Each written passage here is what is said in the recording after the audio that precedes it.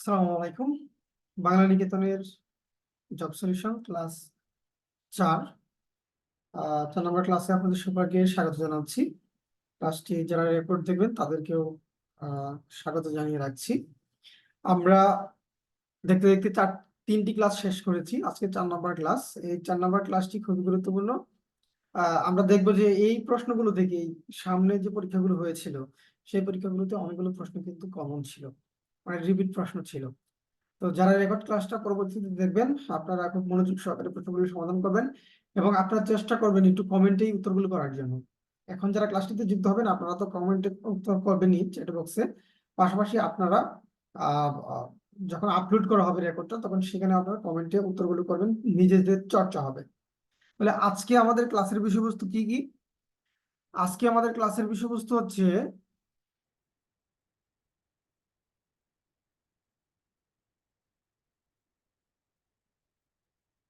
43তম BCS এর বাংলা প্রশ্ন 35টা, 17তম শিক্ষক নিবন্ধন কলেজ পর্যায়ের, আর প্রাইমারি প্রথম ধাপ 2022 সাল ভিত্তিক যে পরীক্ষাটা হয়েছে সেই পরীক্ষার প্রশ্নটি আমরা সমাধান করব। আর এখানে টোটাল 80টি প্রশ্ন আমরা পাবো। টোটাল 80টি প্রশ্ন আমরা সমাধান করব।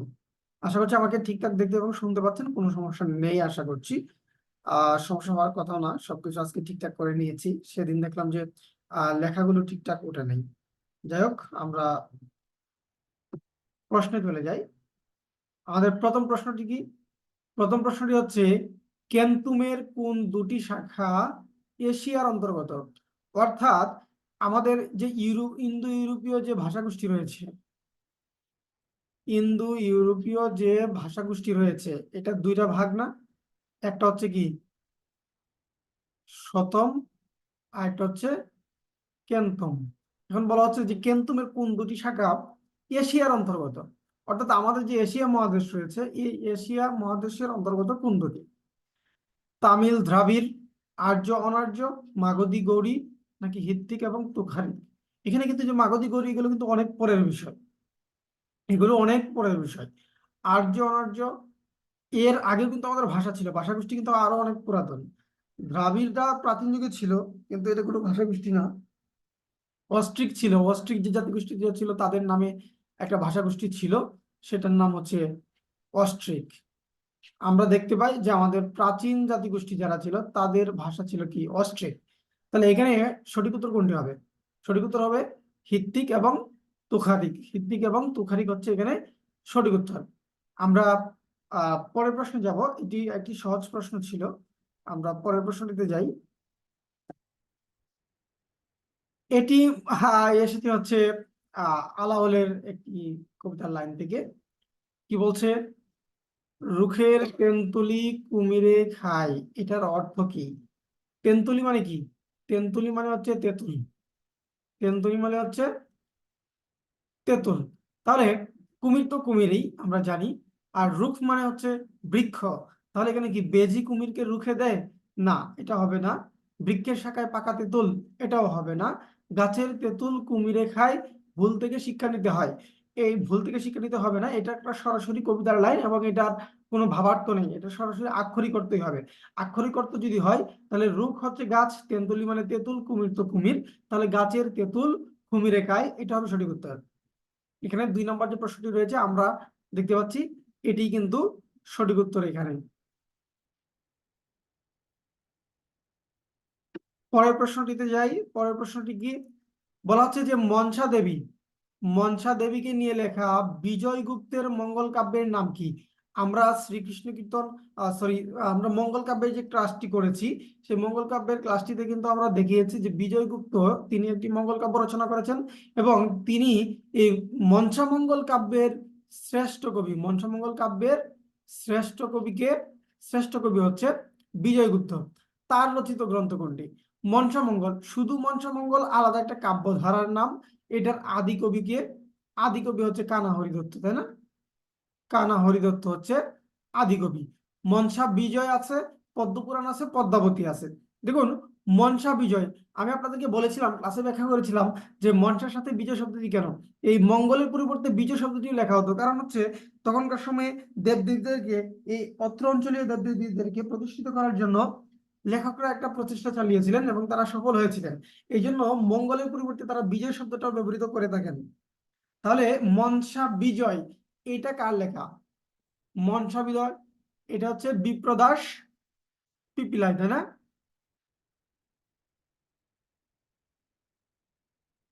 বিপ্রদাস পিপিলাই, সম্পূর্ণ নামটা লিখলাম না, শুধু এতটুকু লিখলাম, মনে রাখবেন। পদ্মপুরাণ, এই পদ্মপুরাণ হচ্ছে বিজয়গুপ্তের লেখা, পদ্মপুরাণটা হচ্ছে বিজয়গুপ্তের লেখা। আর এই যে পদ্মাবতী দেখতে পাচ্ছেন, পদ্মাবতী নিয়ে কয়েকটা গ্রন্থ রয়েছে, যেমন পদ্মাবতী একটা কাব্য রয়েছে, এটা মূলত হচ্ছে পদুমাবত কাব্য থেকে, একটা হিন্দি কাব্য ছিল পদুমাবত, এটা হচ্ছে মালিক মোহাম্মদ জয়সীর লেখা। তো সেই কাব্যটি অনুবাদ করেছেন পদ্মাবতী নামে কে? মহাকবি আলাওল। মহাকবি আলাওল এটি কি করেছেন? তিনি অনুবাদ করেছেন। এই পদ্মাবতী নামে একটি আহ নাটক রয়েছে, নাটক, বাংলা সাহিত্যের প্রথম সার্থক কমেডি নাটক, বাংলা সাহিত্যের প্রথম সার্থক কমেডি নাটক। এটি রচনা করেছেন কে? এটি রচনা করেছেন মাইকেল মধুসূদন দত্ত, মাইকেল মধুসূদন দত্ত। এই পদ্মাবতী নামে আরেকটি গ্রন্থ রয়েছে, সেটি হচ্ছে প্রবন্ধ, একটি সমালোচনামূলক প্রবন্ধ। এই প্রবন্ধটি রচনা করেছেন কে? এই প্রবন্ধটি রচনা করেছেন সৈয়দ আলিয়া হাসান, সৈয়দ আলী আহসান। তাহলে আমরা দেখতে পাচ্ছি যে এখানে মনসামঙ্গল, এটা হচ্ছে মনসামঙ্গল একটা কাব্যের আলাদা ধারা। এর আদি কবি হচ্ছে কানাহরি দত্ত এবং বিজয়গুপ্ত হচ্ছেন শ্রেষ্ঠ কবি। আর মনসা বিজয় এটি রচনা করেছেন বিপ্রদাস পিপিলাই। পদ্মপুরাণ এটি রচনা করেছেন হচ্ছে বিজয়গুপ্ত।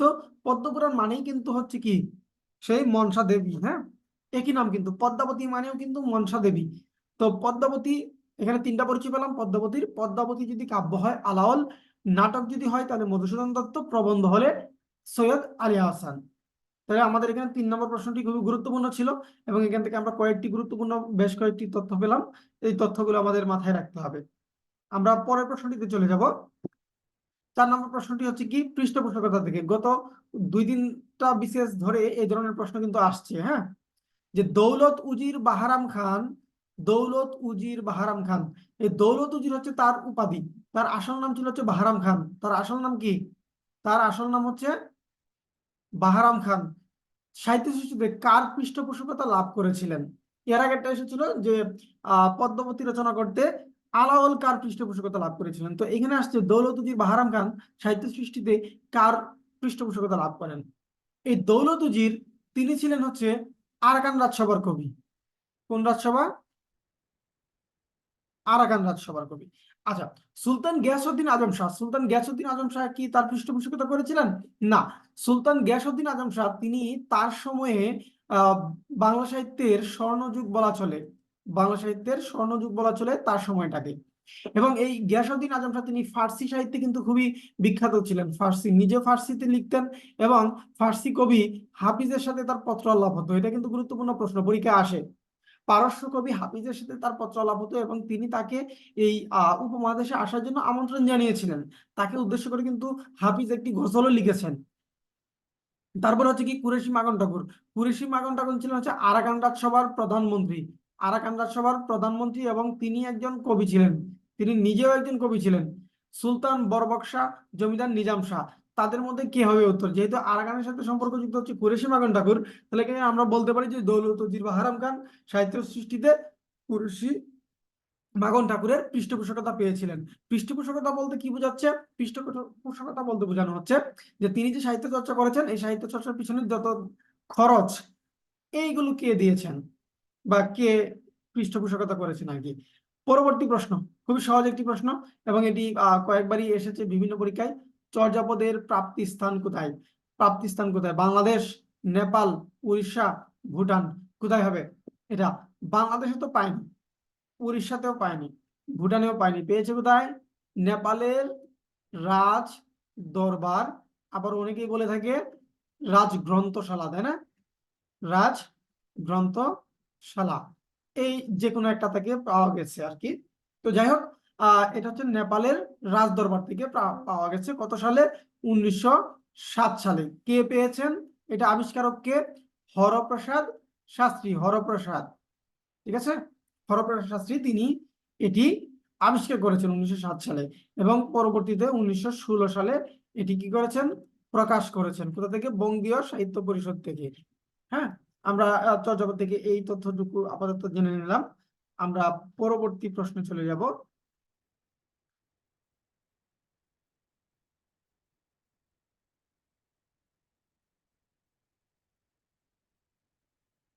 ঈশ্বরচন্দ্র বিদ্যাসাগর কোথায় জন্মগ্রহণ করেন? কিছু গুরুত্বপূর্ণ কবি সাহিত্যিক রয়েছেন যাদের জন্ম কোথায়, জন্ম সালগত এগুলো আসে, যেমন ঈশ্বরচন্দ্র বিদ্যাসাগর, মাইকেল মধুসূদন দত্ত, শামসুর রহমান, রবীন্দ্রনাথ, কাজী নজরুল ইসলাম, মীর মোশাররফ হোসেন, কায়কুবাদ, আল মাহমুদ, এরকম গুরুত্বপূর্ণ কবি সাহিত্যিক যারা আছেন, একদম প্রধান কবি সাহিত্যিক যারা আছেন, তাদেরটা কিন্তু এগুলো পরীক্ষায় আসবে। তাহলে ঈশ্বরচন্দ্র বিদ্যাসাগর তিনি কোথায় জন্মগ্রহণ করেন? নদিয়া? না, তিনি নদিয়ায় জন্মগ্রহণ করেন নাই। তিনি কাঁঠালপাড়া গ্রাম 24 পরগনা? না, তিনি কাঁঠালপাড়া জন্মগ্রহণ করেন নাই। দেবানন্দপুর গ্রাম হুগলিতে জন্মগ্রহণ করেছেন নাকি মেদিনীপুরে? তিনি বীরসিংহ গ্রামে মেদিনীপুরে জন্মগ্রহণ করেছেন। এই ঈশ্বরচন্দ্র বিদ্যাসাগর তিনি কেন বিখ্যাত?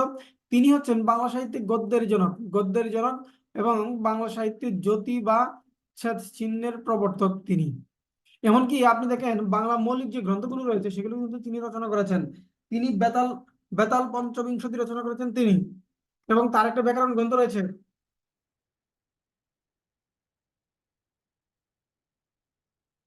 তার একটা ব্যাকরণ গ্রন্থ রয়েছে, যে গ্রন্থটির নাম কি? ব্যাকরণ কৌমুদী। গ্রন্থটির নাম হচ্ছে ব্যাকরণ কৌমুদী। এই কৌমুদী শব্দের অর্থ কি জানেন? কৌমুদী শব্দের অর্থ হচ্ছে জ্যোৎস্না। এটা কিন্তু পরীক্ষায় আসা প্রশ্ন। কৌমুদী শব্দের অর্থ হচ্ছে জ্যোৎস্না। তাহলে ঈশ্বরচন্দ্র বিদ্যাসাগর সম্পর্কে আমরা এখানে মোটামুটি একটা বিষয় জেনে নিলাম, কয়েকটা বিষয়। আশা করছি আপনাদের মনে থাকবে। আমরা পরবর্তী প্রশ্নে চলে যাব। পরবর্তী প্রশ্ন হচ্ছে কি, হরপ্রসাদ শাস্ত্রীর উপাধি কি? এই যে হরপ্রসাদ শাস্ত্রী রয়েছে, তার উপাধি কি? বিভিন্ন লেখকের উপাধি আছে, সেই উপাধিগুলো কিন্তু পরীক্ষায় আসে। আমরা জানি যে বিদ্যাসাগর উপাধিটা কার? বিদ্যাসাগর উপাধি হচ্ছে ঈশ্বরচন্দ্র, ঈশ্বরচন্দ্র শর্মা, তার উপাধি হচ্ছে বিদ্যাসাগর। ঈশ্বরচন্দ্র বিদ্যাসাগর আমরা বলি, তাই না? কিন্তু বিদ্যাসাগর কিন্তু তার আসল নাম না, বিদ্যাসাগর হচ্ছে তার উপাধি। এবং শর্মা, তার আসল নাম কি? ঈশ্বরচন্দ্র শর্মা। পণ্ডিত আমরা বলি হচ্ছে পণ্ডিত নেহেরু। পণ্ডিত নেহেরু, নেহেরুকে পণ্ডিত বলা হতো, তার উপাধি হচ্ছে পণ্ডিত। শাস্ত্রজ্ঞ এরকম উপাধি কারণ নাই। হরপ্রসাদ শাস্ত্রীর উপাধি হচ্ছে মহামহোপাধ্যায়। হরপ্রসাদ শাস্ত্রীর উপাধি কি? মহামহোপাধ্যায়। তিনি মহামহোপাধ্যায় উপাধিটা পেয়েছিলেন মূলত, তিনি কলকাতা বিশ্ববিদ্যালয়ের আন্ডারে ছিলেন। পরবর্তীতে তিনি ঢাকা বিশ্ববিদ্যালয়ের তিনি ঢাকা বিশ্ববিদ্যালয় এর বাংলা ডিপার্টমেন্ট, বাংলা ডিপার্টমেন্টের তিনি সভাপতি ছিলেন। প্রতিষ্ঠাতা সভাপতি বলা হয় তাকে, তাকে বাংলা ডিপার্টমেন্টের প্রতিষ্ঠাতা সভাপতি বলা হয়। হ্যাঁ, এবং এই হরপ্রসাদ শাস্ত্রীতে কিন্তু পরীক্ষায় প্রশ্ন আসে, চর্যাপদের বাহিরেও প্রশ্ন আসে। তিনি কিন্তু চর্যাপদ আবিষ্কার করেছেনই, এছাড়াও তার একটা গ্রন্থ রয়েছে তৈল। তার একটা গ্রন্থ রয়েছে তৈল। তার আরেকটা গ্রন্থ রয়েছে যেটা পরীক্ষায় আসে, সেটা হচ্ছে কি? বেনের মেয়ে। বেনের মেয়ে। এগুলো কিন্তু গুরুত্বপূর্ণ, হরপ্রসাদ শাস্ত্রী সম্পর্কে আমাদের জেনে থাকা ভালো।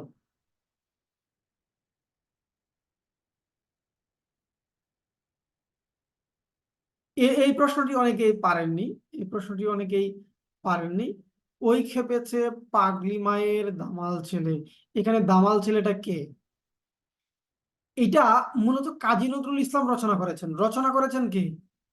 রচয়িতা হচ্ছে কাজী নজরুল ইসলাম এই কবিতার লাইনের। হ্যাঁ, এই কবিতার লাইনের রচয়িতা কে? কাজী নজরুল ইসলাম। এবং কাকে উদ্দেশ্য করে লেখা? চিত্তরঞ্জন দাশ নাকি সুভাষ চন্দ্র বসু? এই দুজনের একজনকে উদ্দেশ্য করে লেখা না, এটা মূলত কামাল পাশাকে উদ্দেশ্য করে লেখা। কামালকে বলা হয় আতাতুর্ক। আতাতুর্ক মানে হচ্ছে তুরস্কের আব্বা, তুরস্কের জনক। হ্যাঁ, তো তাকে আধুনিক তুরস্কের জনক বলা হয়। আপনার বিশ্বযুদ্ধের পরে যখন অটোমান সাম্রাজ্য অর্থাৎ উসমানীয় সাম্রাজ্য যখন ভেঙে যায়, তখন এই কামাল পাশা তিনি তুরস্ককে রক্ষা করেছেন, এবং তুরস্ককে তিনি আলাদা একটা গণতান্ত্রিক একটা স্বতন্ত্র রাষ্ট্র হিসেবে গড়ে তুলেছেন, নয়তো তুরস্ক কোনো না কোনো পরাশক্তি দখল করে নিত। তো এই জন্য তাকে বলা হয় কি? তুরস্কের জনক, আধুনিক তুরস্কের জনক। তার নাম হচ্ছে কি? কামাল পাশা, তাকে বলা হয় আতাতুর্ক। সজনীকান্ত সেন, সজনীকান্ত দাস, সজনীকান্ত সেন না, সজনীকান্ত দাস সম্পাদিত পত্রিকার নাম কি? আমি এটা নিয়ে কিন্তু বহুবার আলোচনা করেছি আপনাদের সাথে, এটা নিয়ে অনেক আলোচনা হয়েছে। সেটা কি, যে এই সজনীকান্ত দাস তিনি একটি ব্যঙ্গাত্মক পত্রিকা প্রকাশ করতেন, ব্যঙ্গাত্মক।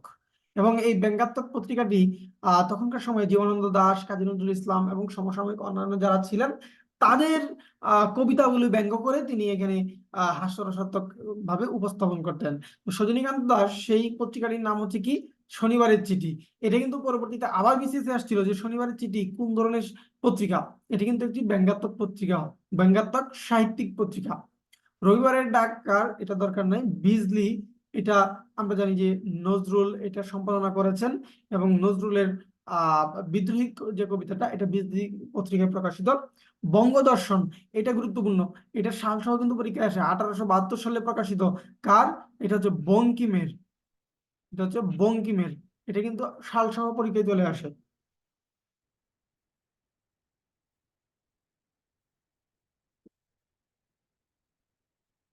একটা উক্তি থেকে প্রশ্ন, মানুষের মৃত্যু হলে তবু মানব থেকে যায়, কে রচনা করেন এই কাব্যাংশ? এই কাব্যাংশটি কার? সুধীন্দ্রনাথ দত্ত, প্রেমেন্দ্র মিত্র, সমর সেন নাকি জীবনানন্দ দাশ?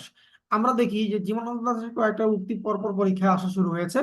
যেমন ধরেন তার যে কবিতার কথা যে প্রবন্ধটা রয়েছে, সেই কবিতার কথা প্রবন্ধে তিনি উল্লেখ করেছেন কি, যে সবাই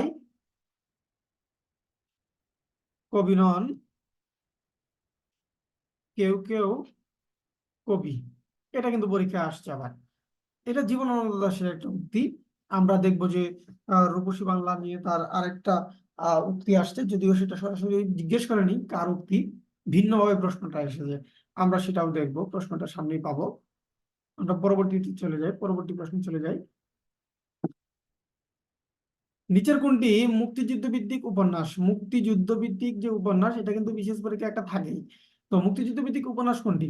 কাঁদো নদী কাঁদো, নেকড়ে অরণ্য, রাঙা প্রবাদ নাকি প্রদূষে প্রাকৃত জল? এখানে কোনটি হবে সঠিক উত্তর? দেখুন, কাঁদো নদী কাঁদো আমরা কয়েকদিন আগে দেখেছি যে এটা হচ্ছে একটা সামাজিক উপন্যাস। এটা কি একটি সামাজিক উপন্যাস, এবং কার? সৈয়দ ওয়ালিউল্লাহ। নেকড়ে অরণ্য এটা হচ্ছে মুক্তিযুদ্ধ ভিত্তিক উপন্যাস, নেকড়ে অরণ্য। কার? শওকত ওসমান, শওকত ওসমান। এই শওকত ওসমানের কিন্তু মুক্তিযুদ্ধ ভিত্তিক আরো উপন্যাস রয়েছে, যেমন দুই সৈনিক এটা তার আরেকটা উপন্যাস, জলাঙ্গি এটা তার আরেকটা উপন্যাস। হ্যাঁ, জলাঙ্গি। তারপর হচ্ছে তার আরেকটা উপন্যাস আছে, সেটা হচ্ছে কি জাহান্নাম হইতে বিদায়, জাহান্নাম হইতে বিদায়, এগুলো হচ্ছে তার উপন্যাস। তবে তার শ্রেষ্ঠ উপন্যাস কি? তার শ্রেষ্ঠ উপন্যাস হচ্ছে কৃতদাসের হাসি। কৃতদাসের হাসি হচ্ছে তার শ্রেষ্ঠ উপন্যাস, যেটার কারণে তিনি আদমজী পুরস্কার পেয়েছিলেন। রাঙা প্রবাদ এটা শওকত আলীর, প্রদূষে প্রাকৃতিজন এটা হচ্ছে আলাউদ্দিন আল আজাদ।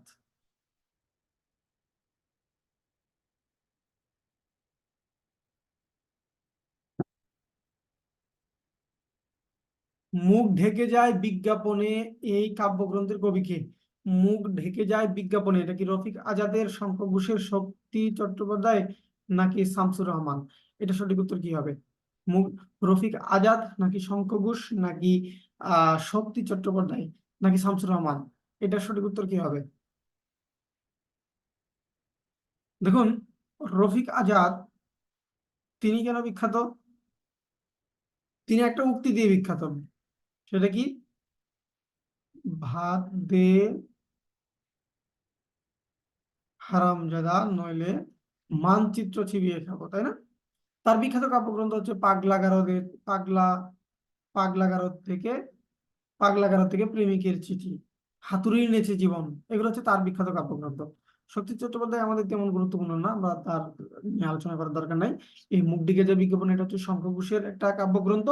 আর নিচে আছেন হচ্ছে আমাদের শামসুর রহমান। শামসুর রহমানের বিখ্যাত কাব্যগ্রন্থগুলোর মধ্যে রয়েছে হচ্ছে বিধ্বস্ত নীলিমা, বিধ্বস্ত নীলিমা।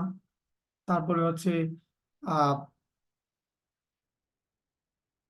নিজ, নিজ বাসভূমে। তারপরে রয়েছে হচ্ছে উদ্ভট, উটের পিঠে চলেছে স্বদেশ। তার বিখ্যাত কবিতা রয়েছে আসাদের ষাঁড়। তার বিখ্যাত কবিতা রয়েছে হচ্ছে ফেব্রুয়ারি 1969। তার বিখ্যাত কাব্যগ্রন্থ হচ্ছে দক্ষিণী বর্ণমালা, আমার বর্ণমালা। তারপরে হচ্ছে আহ তার হচ্ছে স্বাধীনতা, হে তুমি আসবে বলে হে স্বাধীনতা, হ্যাঁ, স্বাধীনতা তুমি, এগুলো তার বিখ্যাত সাহিত্যকর্ম।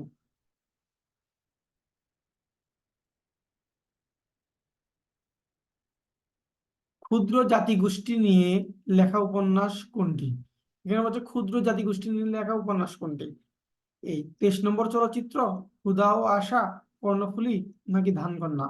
এখানে যা দেখতে পাচ্ছি আমরা সবগুলি হচ্ছে কার লেখা সাহিত্যকর্ম? আলাউদ্দিন আল আজাদ। সবগুলো হচ্ছে আলাউদ্দিন আল আজাদ, তার লেখা সাহিত্যকর্ম সবগুলো। ধানকন্যা হচ্ছে একটি গল্প, এটি উপন্যাস না। ধানকন্যা কি? একটি গল্প। তাহলে 23 নম্বর চলচ্চিত্র এটি একটি উপন্যাস, ক্ষুধা ও আশা এটি একটা উপন্যাস। কিন্তু ক্ষুদ্র জাতিগোষ্ঠী নিয়ে লেখা হচ্ছে কর্ণফুলী। ক্ষুদ্র জাতিগোষ্ঠী নিয়ে লেখা হচ্ছে কোনটি? কর্ণফুলী। কার লেখা? আলাউদ্দিন আল আজাদের লেখা।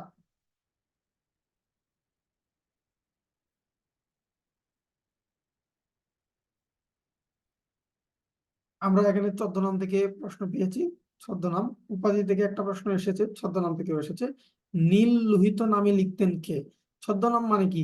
ছদ্মনাম মানে হচ্ছে প্রকৃত নাম না লিখে যখন কেউ একটা ভিন্ন নাম লিখতো তখন সেটাকে বলা হতো ছদ্মনাম। তো অরুণ মিত্র নামে আমাদের তেমন সাহিত্যকর্ম পরিচিত কেউ নাই। আছে যে সমরেশ বসু, সুনীল গঙ্গোপাধ্যায়, সমরেশ মজুমদার। সমরেশ মজুমদার তিনি কাল পুরুষ নামে লিখতেন।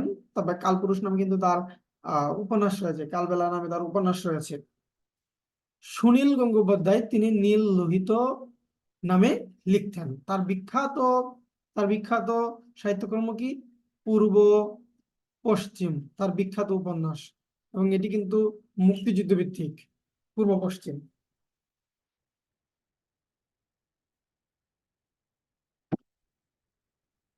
মুসলিম সাহিত্য সমাজ প্রতিষ্ঠিত হয়েছে কত সালে?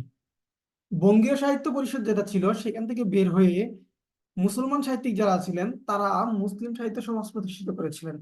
এইটা তারা কবে প্রতিষ্ঠিত করেছিলেন? 1926 সালে, তবে জানুয়ারিতে, জানো তো, 19 জানুয়ারি। এবং তাদের একটা মুখপত্র ছিল। তাদের মুখপত্রের নাম কি ছিল? নাম ছিল হচ্ছে শিখা। এবং এটা মূলত তারা হচ্ছে বুদ্ধির মুক্তির আন্দোলন নামে তারা একটা আন্দোলন শুরু করেন, বুদ্ধির মুক্তির আন্দোলন। এবং এটার নেতৃত্বে কারা ছিলেন? এটার নেতৃত্বে ছিলেন হচ্ছে শহীদুল্লাহ, শহীদুল্লাহ, আবুল ফজল, আবুল ফজল, আবুল হুসেন, হ্যাঁ, মুতার হোসেন চৌধুরী, মুতাহার মুতাহার হোসেন চৌধুরী। তারা ছিলেন হচ্ছে এরকম যারা ব্যক্তিত্ব যারা ছিলেন তখনকার সময় মুসলিম সাহিত্যিক, তারা ছিলেন হচ্ছে এটার উদ্যোক্তা। শিক্ষা পত্রিকা থেকে কিন্তু প্রশ্ন আসে যে এটা কাদের ছিল, বুদ্ধির মুক্তি আন্দোলনের সাথে যুক্ত ছিলেন কে, এগুলো কিন্তু পরীক্ষায় চলে আসে। কত সালে দুর্গেশ নন্দিনী উপন্যাস প্রথম প্রকাশিত হয়? দুর্গেশ নন্দিনী উপন্যাসের বিশেষত্ব কি? দুর্গেশ নন্দিনী উপন্যাসের প্রথম সার্থক উপন্যাস, এটা হচ্ছে তার বিশেষত্ব। প্রথম সার্থক উপন্যাস, বাংলা সাহিত্যের প্রথম সার্থক উপন্যাস হচ্ছে কি? প্রথম সার্থক উপন্যাস হচ্ছে এই দুর্গেশ নন্দিনী। এটা কত সালে প্রকাশিত? এটা 1865 সালে প্রকাশিত। 1865 সালে প্রকাশিত। কার রচনা? এটা হচ্ছে বঙ্কিমের রচনা, তাই না? এটা হচ্ছে বঙ্কিমচন্দ্রের রচনা। এবং এই বঙ্কিমচন্দ্র তিনি কিন্তু দুর্গেশ নন্দিনীর পরপরই তিনি যেটা লিখেছেন 1866 সালে প্রকাশিত, সেটা হচ্ছে কপাল কুণ্ডলা। কপাল কুণ্ডলা এটিও কিন্তু বাংলা সাহিত্যের প্রথম সার্থক রোমান্টিক উপন্যাস। পথিক তুমি পথ হারাইয়াছ, এটা এই উক্তিটা হচ্ছে বাংলা সাহিত্যের প্রথম রোমান্টিক উক্তি। দুর্গেশ নন্দিনীর চরিত্রগুলো কি কি ছিল? আয়েশা, আর একটা হচ্ছে তিলোত্তমা। তো এই দুর্গেশ নন্দিনী শব্দের অর্থ কি জানেন? দুর্গেশ নন্দিনী শব্দের অর্থ হচ্ছে দুর্গ প্রধানের কন্যা। দুর্গেশ নন্দিনী শব্দের অর্থ কি? দুর্গ প্রধানের কন্যা।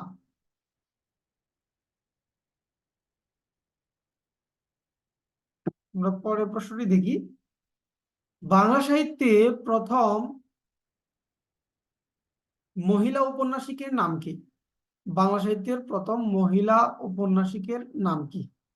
বেগম রোকেয়া, কাদম্বরী দেবী, স্বর্ণকুমারী দেবী, নূরুন্নাহার, ফয়জুন্নেসা। কে?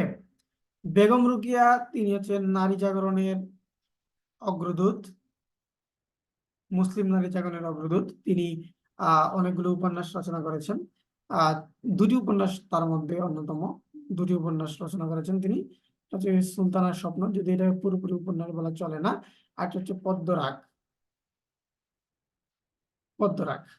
আচ্ছা, কাদম্বরী দেবী তিনি তেমন কিছু লেখার নাই। স্বর্ণকুমারী দেবী, তিনি রবীন্দ্রনাথ ঠাকুরের বোন। তিনি প্রথম মহিলা ঔপন্যাসিক, বাংলা সাহিত্যের প্রথম মহিলা ঔপন্যাসিক। তিনি কোন উপন্যাস রচনা করেছেন? দ্বীপ অনির্বাণ। তিনি দ্বীপ অনির্বাণ রচনা করেছেন। এবং যদি বলি মহিলা কবি কে প্রথম, বাংলা সাহিত্যের প্রথম মহিলা কবি চন্দ্রকুমার, চন্দ্রকুমার, তাই না? চন্দ্রকুমারী নাকি চন্দ্রবতী? চন্দ্রকুমারী না, চন্দ্রাবতী। ভুলে গেছে, দুঃখিত। চন্দ্রকুমারী না, চন্দ্রাবতী। ঠিক আছে। দ্বিজ বংশীদাসের মেয়ে, কিশোরগঞ্জের চন্দ্রাবতী। ময়মনসিংহ পালা কিন্তু তার রচনা আছে। আমার দেখা নয়াচিন কে লিখেছেন? আমার দেখা নয়াচিন কে লিখেছেন? মাওলানা ভাসানী? না, মাওলানা ভাসানী রচনা করেননি। শহীদুল্লাহ কায়সার রচনা করেননি। আবুল ফজল না। এটা শেখ মুজিবুর রহমান। শেখ মুজিবুর রহমান যে কয়েকটা গ্রন্থ রচনা করেছেন তার মধ্যে আমার দেখা নয়াচিন একটা, আর একটা হচ্ছে কারাগারের রোজ নামচা, আর একটা হচ্ছে অসমাপ্ত আত্মজীবনী। এগুলো তার লেখা। শহীদুল্লাহ কায়সারের লেখা বিখ্যাত কি? সারেং বউ, তার বিখ্যাত উপন্যাস। আবুল ফজলের বিখ্যাত কি? মানবতন্ত্র। ঠিক আছে। তিনি মূলত বেশি প্রবন্ধ রচনা করেছেন।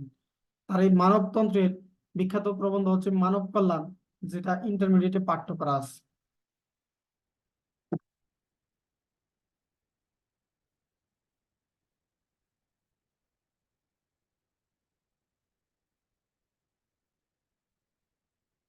আসমান কোন ভাষা থেকে আগত শব্দ?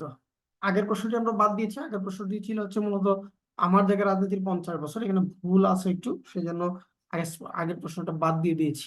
ওকে। আসমান কোন ভাষা থেকে এসেছে? পর্তুগিজ, ফরাসি, আরবি নাকি ফার্সি? আসমান, আসমানটা কোন ভাষার শব্দ?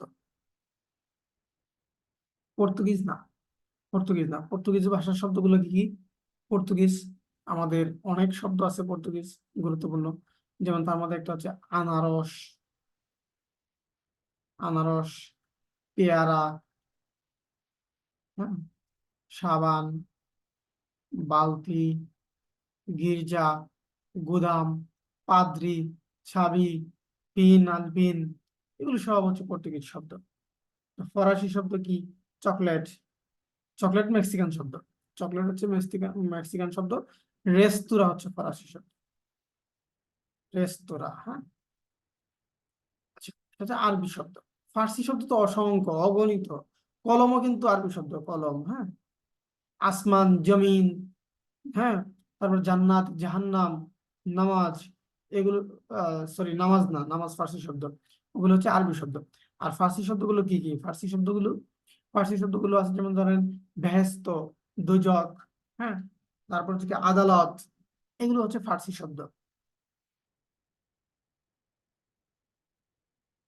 তারপরে আসি আমরা, দোকান কিন্তু ফার্সি শব্দ, হ্যাঁ।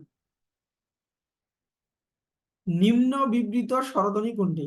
এখানে যে স্বরধ্বনিগুলো দেখতে পাচ্ছেন, নিম্ন বিবৃত। বিবৃত মানে কি? বিবৃত, বিবৃত মানে হচ্ছে যেটা বিকৃত না, তার উচ্চারণের মধ্যে সে উচ্চারণ হবে।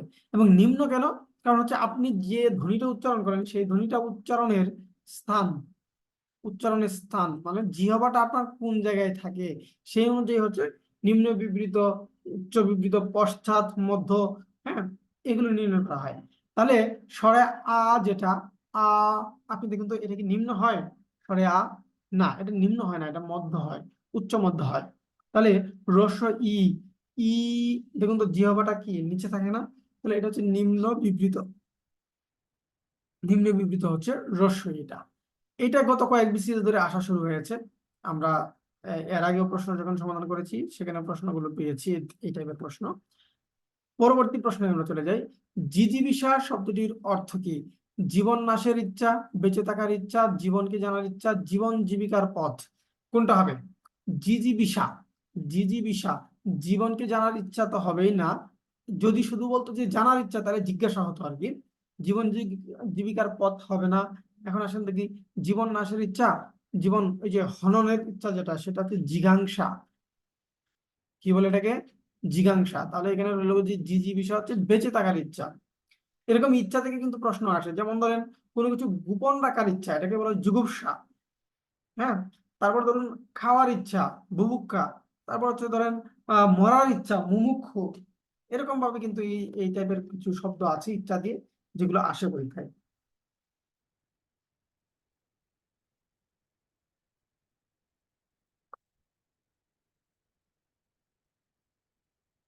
তারপরে আমরা চলে যাই পরবর্তী প্রশ্নে।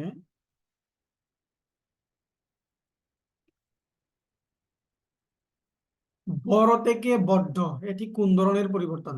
আমি আপনাদেরকে এটা ধ্বনি পরিবর্তন ক্লাসে সম্পূর্ণভাবে বুঝিয়ে দিয়েছিলাম। বড় থেকে বড্ড, এটি কি বিষমী ভবন নাকি সমী ভবন নাকি ব্যঞ্জন দ্বিত্ব নাকি ব্যঞ্জন বিকৃতি? এখানে কোনটি সঠিক উত্তর হবে? একটু খেয়াল করে দেখেন আপনারা যে বিষমী ভবনটা কি।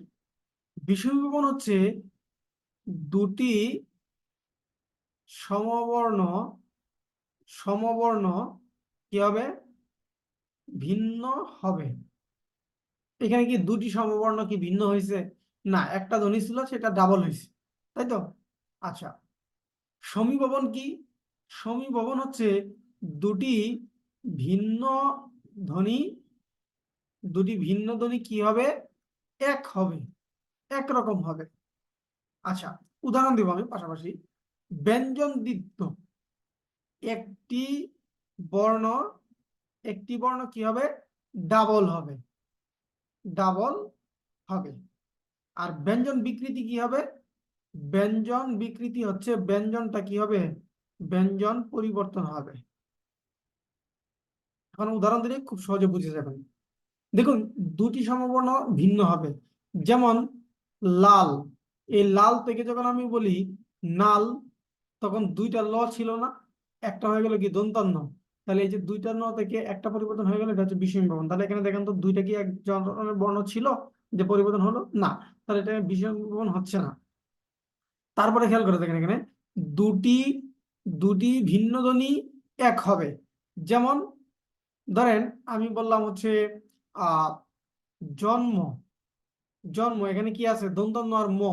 এই জন্ম থেকে যখন আমি লিখব জন্ম, তখন দেখেন এখানে ম ম সংযুক্ত চলে আসলো, মানে দুইটা ভিন্ন ধ্বনি ছিল সমবর্ণ হইলো। একটা বর্ণ ডাবল হবে। একটা বর্ণ ডাবল কিভাবে হয়? যেমন ধরেন পক্ষ বা পাকা। পাকা একটা শব্দ, আমি যদি লিখি কি পাক্কা, তাহলে কি হলো? ক কটা দুইবার হইলো না? এটা হচ্ছে ব্যঞ্জন বৃত্ত। ব্যঞ্জন বিকৃতিটা কেমন বললাম? যে ব্যঞ্জনটা পরিবর্তন হয়ে যাবে। যেমন ধূপা, এই ধূপা শব্দটাকে যখন আমি লিখবো ধুবা, তখন দেখেন এখানে ছিল প আর এখানে আসছে ব। তাহলে এখানে কি হলো? ব্যঞ্জনটা বিকৃত হয়ে গেল। আমরা এখন মিলাই একটু যে এখানে কি হয়েছে। এখানে ছিল কি? বড়তে কি ছিল? বড়তে হচ্ছে ঢয় শূন্য র। এই যে ঢয় শূন্যটা দেখতে পাচ্ছেন, এটা গিয়ে দ্বিত্ব হয়ে ড ঢ সংযুক্ত হয়েছে। এখন বলতে পারেন যে ঢয় শূন্য র আর ড ঢ যুক্ত, এটা দ্বিত্ব হয় কিভাবে? দেখুন, আমাদের যে ঢয় শূন্য টা এটা কিন্তু ছিল না। আমাদের মূলত হচ্ছে ড হয় নিয়ে ড এর সাথে হ যুক্ত করে কি লেখা হতো? এই ঢয় শূন্য র উচ্চারণ বা ধ্বনিটা লেখা হতো। সুতরাং এই ধ্বনিটা একই বর্গীয় ধ্বনি। সুতরাং এই ঢয় শূন্যের পরিবর্তে গিয়ে ড ঢ বসছে, এটা হচ্ছে ব্যঞ্জন দ্বিত্ব হয়েছে। কি হয়েছে? ব্যঞ্জন দ্বিত্ব হয়েছে। একটা জিনিস সবসময় মনে রাখবেন, সমীভবন এবং ব্যঞ্জন দ্বিত্ব দুটির মধ্যে পার্থক্য হচ্ছে সমীভবনে দুইটা ভিন্ন ধ্বনি গিয়ে এক হবে, আর ব্যঞ্জন দ্বিত্বে একই ধ্বনি গিয়ে দ্বিত্ব হবে। এটা হচ্ছে পার্থক্য। সপ্তকাণ্ড রামায়ণ এই বাগধারার অর্থ কি? সপ্তকাণ্ড রামায়ণ বাগধারাটির অর্থ কি? এই বাগধারাটি কি রামায়ণের 7 পর্ব বোঝাচ্ছে, রামায়ণে বর্ণিত বৃক্ষকে বোঝাচ্ছে, রামায়ণে বর্ণিত 7টা সমুদ্র, নাকি বৃহৎ বিষয়? আমরা কি বলি? 7 খণ্ড, 7 খণ্ড রামায়ণ পরে জিজ্ঞেস করে কি সীতা কার বাপ, তাই না? তাহলে কি বুঝলেন? এটা দ্বারা কি বুঝলেন? যে আমি এতক্ষণ পেশাল পারলাম, অনেক কিছু জানালাম, তারপরে গিয়ে অযাচিত প্রশ্ন করা হলো, তাই না? কারণ সীতা তো হচ্ছে মেয়ে, সে তো কারো বাপ না। তাহলে এটা হচ্ছে কি বৃহৎ বিষয়। সপ্তখণ্ড রামায়ণ এটা হচ্ছে বৃহৎ বিষয় অর্থে এই বাগধারাটার প্রয়োগ হয়। অ্যাটেস্টেড এর বাংলা কি হবে? এটা নিয়ে অনেক কনফিউশন আছে, প্রত্যায়িত সত্যায়িত এগুলো নিয়ে ঝামেলা আছে, কিন্তু এটা আমরা সত্যায়িতই দিব, কারণ আমরা নিজেরাও কিন্তু ব্যবহার করি এটা। অ্যাটেস্টেড, এই কয়দিন আগে আমি অ্যাটেস্টেড করে নিয়ে আসলাম, সেখানে ইংরেজিতে অ্যাটেস্টেড লেখা আর বাংলা সত্যায়িত লেখা। তাহলে অ্যাটেস্টেড এটার বাংলা আমরা সত্যায়িতই নিব, এখানে আর ভিন্ন কোনো উত্তর করার দরকার নাই। অনেকে প্রত্যায়িত উত্তরটা করে, আমাদের অন্য কোনো উত্তর দরকার নেই, কারণ আমরা এখানে অলরেডি দেখতে পাচ্ছি এটা প্রচলিত ব্যবহার রয়েছে। ডেকে ডেকে ডেকে ডেকে হয়রান হচ্ছি, এ বাক্যে ডেকে ডেকেটা কোন অর্থ প্রকাশ করে? এখানে দ্বিত্ব হয়েছে, হ্যাঁ। তো দ্বিত্বটা কি অর্থ প্রকাশ করছে? অসহায়ত্ব, বিরক্তি, কালের বিস্তার, পৌনঃপুনিকতা। ডেকে ডেকে হয়রান হয়েছি তার মানে কি? আমি ধারাবাহিকভাবে ডাকছি, তাই না? ধারাবাহিকভাবে ক্রম অনুসারে ডাকছি, তাই না? ক্রম মানে একটার পর একটা ডাক দিয়েই যাচ্ছি। এখানে কি অসহায়ত্ব প্রকাশ পেয়েছে? না। বিরক্তিও প্রকাশ পায়নি। বিরক্তি প্রকাশ পাইতে কোথায়? যেমন ধরেন, কি বিপদ, বিক্ষোভটা পিছু ছাড়ছে না, এই যে কি বিপদ, এখানে বিরক্তি প্রকাশ হচ্ছে। কালের বিস্তার মানে কি? কালের বিস্তার অনেক সময়। যেমন ধরেন শরতের পর আসে বসন্ত, এই যে শরৎ এবং বসন্ত, কালের বিস্তার, একটা দীর্ঘ বিরতি। আর এখানে হচ্ছে পৌনঃপুনিকতা বোঝানো হচ্ছে, ডেকে ডেকে হয়রান হচ্ছে মানে কি আমি বারবার ডাকের উপর ডাকতেছি আর কি, মানে প্রতিনিয়ত দেখেই যাচ্ছি। এখানে ভুল বানান কোনটি? ভুল বানান কোনটি? এখানে কিন্তু শুদ্ধ বানান বলে নাই, ভুল বানান কোনটি এটা বের করতে বলা হচ্ছে। অন্তঃসার ঠিক আছে, মুহূর্ত ঠিক আছে, অদ্ভুত ঠিক আছে। আপনারা একটা জিনিস মনে রাখবেন, শুধু ভূত ছাড়া, শুধু ভূত ছাড়া বাকি যত ভূত আছে সব রস্যকার দিয়ে হবে। যেমন অদ্ভুত, অদ্ভুত কি দিয়ে হবে? রস্যকার দিয়ে হবে। ভুবন যে বানানটা রয়েছে এটি ভুল, এখানে মূলত হচ্ছে ভুবন বানানটা রস্যকার দিয়ে হবে, ভুবন। কারণ বিদেশি শব্দে কি হয় না? দীর্ঘকার হয় না, বিদেশি শব্দে দীর্ঘকার দীর্ঘইকার হয় না, এটা মনে রাখলেই এই ভুবন বানানে কেন এটা হলো এটা আমরা বুঝতে পারবো। যিনি বিদ্বান তিনি সর্বত্র আদরণীয়, এটি কোন ধরনের বাক্য? এটা কি সরল বাক্য, নাকি জটিল, নাকি যৌগিক, নাকি খণ্ডবাক্য? খণ্ডবাক্য হচ্ছে অর্ধেক। আমি যদি বলতাম যিনি বিদ্বান, তাহলে এটা হয়তো খণ্ডবাক্য, তাহলে এখানে খণ্ডবাক্য না, পরিপূর্ণ একটা বাক্য আছে। আচ্ছা, যৌগিক বাক্যের মধ্যখানে কি দায়িত্ব? মধ্যখানে হচ্ছে অব্যয় সূচক কিছু শব্দ থাকতো, তাই না? এখানে কি কোনো অব্যয় আছে? কোনো অব্যয় নাই, তাহলে এটা কিন্তু হচ্ছে না। এখানে সরল বাক্য দেখেন তো, যিনি বিদ্বান তিনি সর্বত্র আদরণীয়, এখানে কমা ব্যবহার করা হয়েছে। কমা কোথায় ব্যবহার করা হয়? জটিল বাক্যে, যেখানে দুটো বাক্যাংশ থাকে সেখানে ব্যবহার করা হয় কমা। যিনি বিদ্বান তিনি সর্বত্র আদরণীয়, এখানে যিনি তিনি এটা আছে একটার সাথে আরেকটা শর্ত প্রযোজ্য, মানে শর্ত জুড়ে দেওয়া হয়েছে, মানে বাক্যের শর্ত আর কি। তো এটা জটিল বাক্য, এটা সরল বাক্য না। আমি যদি বলতাম সরল বাক্য, তাহলে এটা সরল কি হয়তো? বিদ্বান সর্বত্র আদরণীয়, বিদ্বান সর্বত্র আদরণীয়, এটা হতো সরল বাক্য। যদি যৌগিক করতাম তাহলে কি হতো? তিনি বিদ্বান এবং সর্বত্র আদরণীয়, এরকম ভাবে হতো।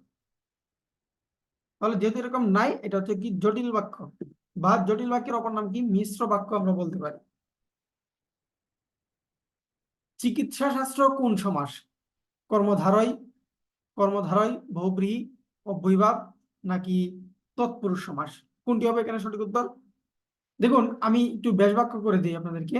এটা হবে কি চিকিৎসা বিষয়ক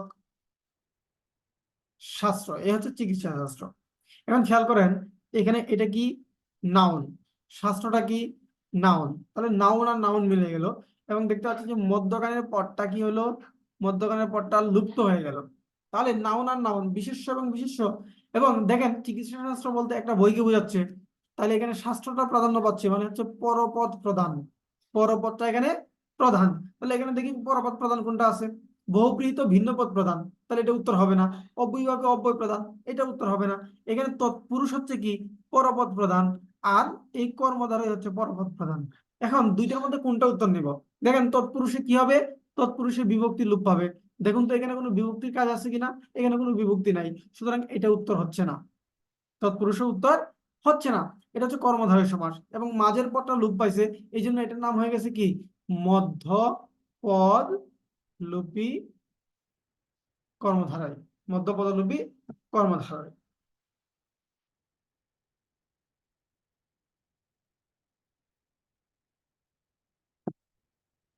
কোনটি নাম ধাতুর উদাহরণ? আমি সেদিনের ক্লাসে আপনাদেরকে এই বিষয়টা ক্লিয়ার করছিলাম যে নাম ধাতুটা কি হয়। চল, কর, বেতা, পর, কোনটি নাম ধাতুর উদাহরণ? চলের সাথে যদি আমি যদি কোনো ক্রিয়ামূলের সাথে, বাংলা ক্রিয়ামূলের সাথে যদি আ প্রত্যয় যুক্ত করে দেই, তাহলে সেটা নাম ধাতু হয়। করের সাথে আ যুক্ত করে দিলে করা হবে, চলের সাথে চলা, এরকম পরের সাথে আ যুক্ত করে দিলে কি দিলে হবে, পড়া, এগুলো হবে নাম ধাতু। তাই এখানে একমাত্র কি আছে, বেতের সাথে তা, মানে বেত যুগ আ, বেতা, এটা হচ্ছে নাম ধাতুর উদাহরণ। এটা কি নাম ধাতুর উদাহরণ। আর নাম ধাতু কিন্তু ক্রিয়া না, নাম ধাতু কি না, ক্রিয়া না, এই জিনিসটা মাথায় রাখতে হবে। গড্ডলিকা প্রবাহ বাগধারায়, গড্ডল শব্দের অর্থ কি? গড্ডলিকা প্রবাহ বাগধারার মানে কি, অন্ধ অনুকরণ। তাহলে এই গড্ডল শব্দের অর্থ কি? শ্রুতের সাথে কি অন্ধ অনুকরণ হয়, নাকি একত্র ভাষা, নাকি ভেড়া? দেখুন ভেড়া কিন্তু কি করে, একটা যেদিকে যায় সবগুলো এদিকেই যায়, এই জন্য এটাকে বলা হচ্ছে কি অন্ধ অনুকরণ, গড্ডলিকা প্রবাহ।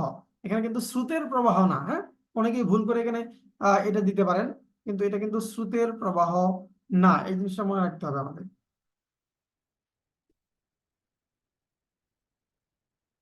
তাতে সমাজ জীবন চলে না, এই বাক্যটার অস্তিবাচক রূপ ব্যবহার করতে হবে।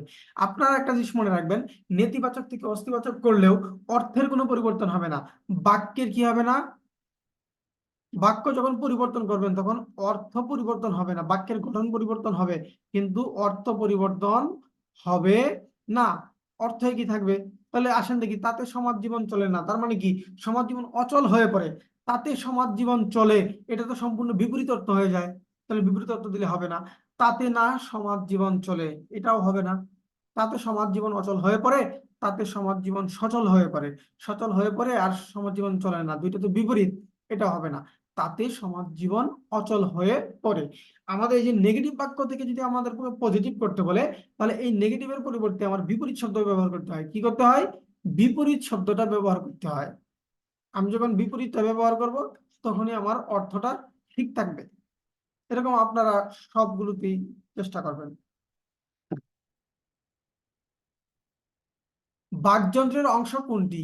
এটা 43তম বিসিএসে আসছে, পরবর্তীতে 23 সালের প্রাইমারির প্রথম ধাপে আসছে। এবং 43 বিসিএসে আসার পরেও অনেকেই কিন্তু এটা ভুল উত্তর করেছে, কারণ হচ্ছে চর্চা ছিল না। স্বরযন্ত্র, ফুসফুস, দাঁত, সবকটি। এখানে দেখেন বাকযন্ত্র কোনগুলো, আমরা যে কথা বলি, এই যে আমি কথা বলছি, এই কথা বলার কারণে যে যে বা যন্ত্রগুলো বা আমার দেহের যে যে অঙ্গ প্রত্যঙ্গ গুলো কাজে লাগতেছে, সবগুলো হচ্ছে কি বাকযন্ত্র। দেখেন দেখেন তো ষড়যন্ত্র, ষড়যন্ত্র মানে কি, এই যে স্বরনালী রয়েছে, কণ্ঠনালী, ষড়যন্ত্র, ফুসফুস থেকে বাতাস আসে, দাঁতে এসে বাতাস প্রাপ্ত হয়ে, দন্ত কিন্তু আলাদা একটা পর্বই রয়েছে ধ্বনির। সুতরাং এখানে সবকটি হচ্ছে কি বাকযন্ত্র, সবকটি আমাদের বাকযন্ত্র হিসেবে ব্যবহার হয়। রবীন্দ্রনাথ ঠাকুর কোন কারক বাদ দিতে চেয়েছিলেন? আমি যখন কারকের ক্লাসটা নিয়েছি, সেখানে এটার বিষয়ে আপনাদেরকে ব্যাখ্যা করেছি যে তিনি সম্প্রদান কারকটা বাদ দিতে চেয়েছিলেন। সম্প্রদান কারকটা বাদ দেওয়ার কারণ কি? কারণ হচ্ছে সম্প্রদান কারক মানেই হচ্ছে কি কর্মকারক। কারণ আপনাকে আমি যদি বলি যে সৎ পাত্রে, সৎ পাত্রে কন্যা দাও, এখানে সত্য ত্যাগ করে দিয়েছেন, এই জন্য সৎ পাত্রে হচ্ছে কি সম্প্রদান কারক, আমরা এটাই তো পড়ি। কিন্তু আপনি দেখেন, সৎ পাত্রে কন্যা দাও, কাকে কন্যা দাও? সৎ পাত্রকে কন্যা দাও। এখানে যে কন্যাটা দিবেন, এটা কাকে আশ্রয় করে শেষ হচ্ছে, সম্পন্ন হচ্ছে বিষয়টা? সৎ পাত্র। সুতরাং এটা হচ্ছে কি? কর্ম। এই জন্য এটাকে কর্মকারকের অন্তর্ভুক্ত করা হয়েছে বর্তমানে। সম্প্রদান কিন্তু আসলে বাদ দেওয়া হয়েছে এখন, এতদিন বাদ দেওয়া হয়নি, নতুন ব্যাকরণ বইয়ে বাতিল করে দেওয়া হয়েছে। আমরা প্রাইমারি প্রশ্নে চলে এসেছি, আমরা আমরা নিবন্ধনের প্রশ্নে চলে এসেছি। দেখি, বাংলা ভাষার উৎস কি? বাংলা ভাষার উৎস কোনটি? হিন্দি ভাষা তো বাংলা ভাষার উৎস হতে পারেন না, কারণ এটা স্বতন্ত্র একটি ভাষা। বৈদিক ভাষা, নাকি উড়িয়া, নাকি অনার্য ভাষা? এই উড়িয়ার সাথে বাংলার কিছুটা মিল আছে, উড়িয়া, তারপর হচ্ছে অসমিয়া, এগুলো হচ্ছে বাংলার সহোদর ভাষা বলা হয়। কি বলা হয়? সহোদর ভাষা, মানে একই মায়ের উদরে উৎপত্তি। কার উদরে? অনার্য ভাষার উদরে। অনার্য ভাষা কোনগুলো ছিল? যেমন অস্ট্রিক, আমাদের আদি জনগোষ্ঠীর ভাষা কি ছিল? অস্ট্রিক। এরকম ধরেন কথ্য ভাষা যেগুলো ছিল, এই কথ্য ভাষা থেকে কিন্তু বাংলা ভাষা আসছে। যেমন প্রাকৃত, প্রাকৃত শব্দের অর্থ কি জানেন? প্রাকৃত শব্দের অর্থ হচ্ছে স্বাভাবিক। তো সাধারণ মানুষ যারা কথা বলতো সেটাকে প্রাকৃত বলা হতো। আর বৈদিক ভাষা যেটা, বৈদিক ছিল হচ্ছে বেদের ভাষা। হ্যাঁ, এটা আর্যদের যে ধর্মগ্রন্থ ঋগ্বেদ, সেই ঋগ্বেদের ভাষা ছিল হচ্ছে বৈদিক। এই বৈদিক ভাষাটা বা বেদের যে ভাষাটা, এটা সংস্কার করেছেন পাণিনি। এটাই সংস্কৃত ভাষা, যেটা বৈদিক থেকে উৎপত্তি। তাহলে সংস্কৃত থেকে উৎপত্তি হচ্ছে তৎসম। এই হচ্ছে পরিচয়। তাহলে এটা বাংলা ভাষার উৎপত্তি কিন্তু বৈদিক ভাষা না। অনেকেই ভুল করে কিন্তু বৈদিক ভাষা দেয়। বৈদিক ভাষা কিন্তু সম্পূর্ণ ভিন্ন, আলাদা। বাংলা ভাষা ও সাহিত্যের মধ্যযুগের প্রথম নিদর্শন কোনটি? মধ্যযুগের প্রথম নিদর্শন কোনটি? এটা খুবই সহজ প্রশ্ন, এবং এটা নিয়ে ব্যাখ্যা করা তেমন কিছু নয়। মধুবালতি হচ্ছে মধ্যযুগের প্রথম না, এটা একটা অনুবাদ সাহিত্য। অনুবাদ সাহিত্য আমরা জানি মধ্যযুগের শেষের দিকে অনুবাদ সাহিত্য। সিকান্দার নামা, এটাও অনুবাদ সাহিত্য, ফার্সি থেকে। হ্যাঁ, আলাউল অনুবাদ করেছেন। মধুমালতী করেছেন দৌলত গাজী। তো শ্রীকৃষ্ণ কীর্তন হচ্ছে প্রথম নিদর্শন। আর বৈষ্ণব পদাবলী, এটা হচ্ছে কি? শ্রেষ্ঠ নিদর্শন। হ্যাঁ, আমাদের যে মধ্যযুগের সাহিত্যকর্ম রয়েছে, সেখানে বৈষ্ণব পদাবলী হচ্ছে শ্রেষ্ঠ নিদর্শন। শ্রীকৃষ্ণ কীর্তন, এটি আবিষ্কার হয়েছে 1909 সালে, আহ পশ্চিমবঙ্গের বাঁকুড়া জেলার একটা গোয়ালঘরের মাথা থেকে। গোয়ালঘর থেকে এটা আবিষ্কার করা হয়েছে। এটা আবিষ্কার করেছেন হচ্ছে বসন্ত রঞ্জন। তো বসন্ত রঞ্জন রায়, তিনি এটি আবিষ্কার করেছেন, এবং এটি তিনি বঙ্গীয় সাহিত্য পরিষদ থেকে 1916 সালে, 1916 সালে তিনি কিন্তু এটি প্রকাশ করেছেন বঙ্গীয় সাহিত্য পরিষদ থেকে। এটি রচয়িতা কে ছিল? এটা রচয়িতা ছিল হচ্ছে বরু চণ্ডীদাস। সাধু এবং চলিত রীতিতে অভিন্ন রূপে ব্যবহৃত হয় কোনটি? অভিন্ন মানে কি? একই। একই। সাধুতে এবং চলিততে একই রূপে ব্যবহৃত হয় কোনটি? কোন পদ? সম্বোধন পদ, নাকি সর্বনাম, নাকি ক্রিয়া? দেখুন, আপনি যদি বলেন মাতা, হ্যাঁ, এটা আমরা বলি মা, তাই না? চলিততে আমরা বলি মা, তাহলে সম্বোধন পদ কিন্তু হচ্ছে না। সর্বনাম দেখি তো, সর্বনাম। দেখুন, আমি যদি বলি তাহারা, তাহারা, আমরা চলিততে কি বলি? তারা। তাই এটা হচ্ছে না, এটা অভিন্ন না। ক্রিয়া তো আরো অভিন্ন না। কারণ হচ্ছে সাধ্যমূর্ত দীর্ঘ সবচেয়ে বেশি পার্থক্য হচ্ছে কি? সর্বনাম এবং ক্রিয়াপদে। একটা দীর্ঘ, একটা অল্প, মানে স্বল্প। হ্যাঁ, তাহলে এখানে দেখি ক্রিয়া, করিয়া, আমরা কি বলি এটাকে? করে। তাহলে এটা কি হয়ে গেল? সংক্ষিপ্ত হয়ে গেল। তাহলে এখানে অব্যয়, অব্যয়টা কি? আপনি দেখেন তো, এবং, কিন্তু, কিংবা, এগুলো কিন্তু একইভাবে ব্যবহার হয়। সুতরাং অব্যয়টা হচ্ছে এখানে অভিন্ন রূপে সাধু এবং চরিত্র রীতিতে ব্যবহার করা হয়ে থাকে।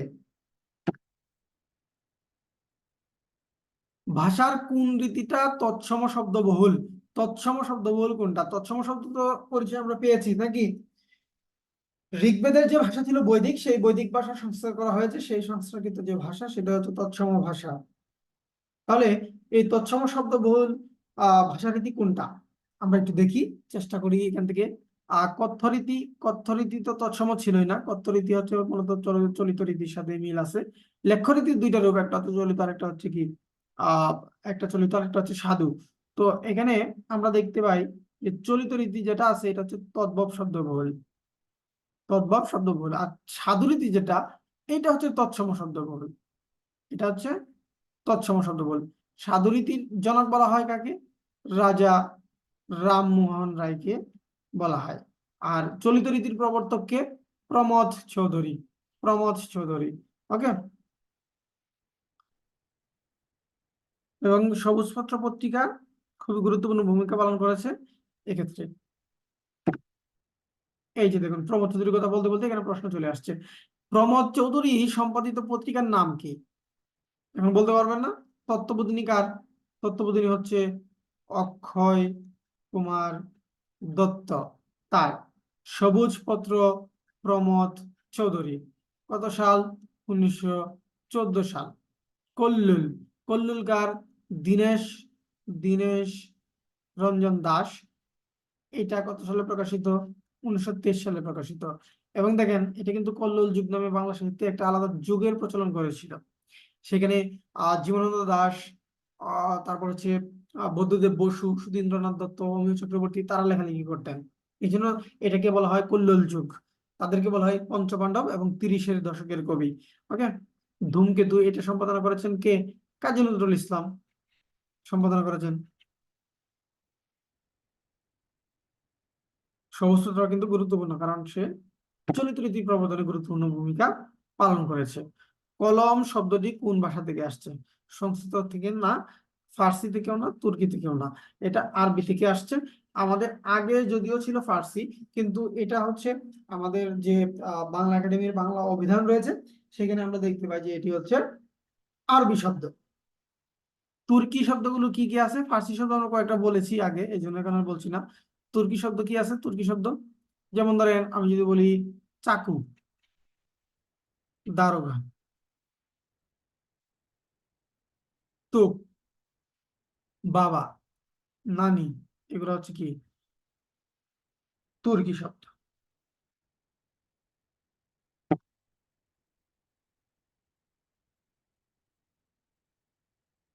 পাউরুটি কোন ভাষার শব্দ? শব্দ থেকে দুটি প্রশ্ন চলে আসলো পরপর। পাঞ্জাবি, ফরাসি, গুজরাটি নাকি পর্তুগিজ?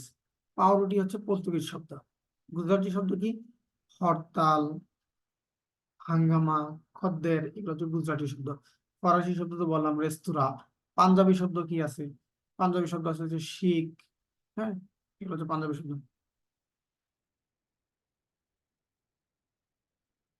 আবির্ভাব, আবির্ভাব এর বিপরীত শব্দ কোনটি? অভাব, স্বভাব, অনুভাব নাকি তিরুভাব? আবির্ভাব মানে কি?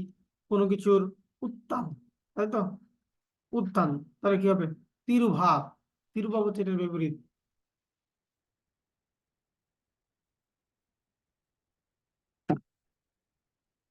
সমার্থক শব্দ থেকে আসছে প্রশ্ন। জায়া শব্দের সমার্থক শব্দ কোনটি? জায়া মানে হচ্ছে স্ত্রী। জায়া মানে কি?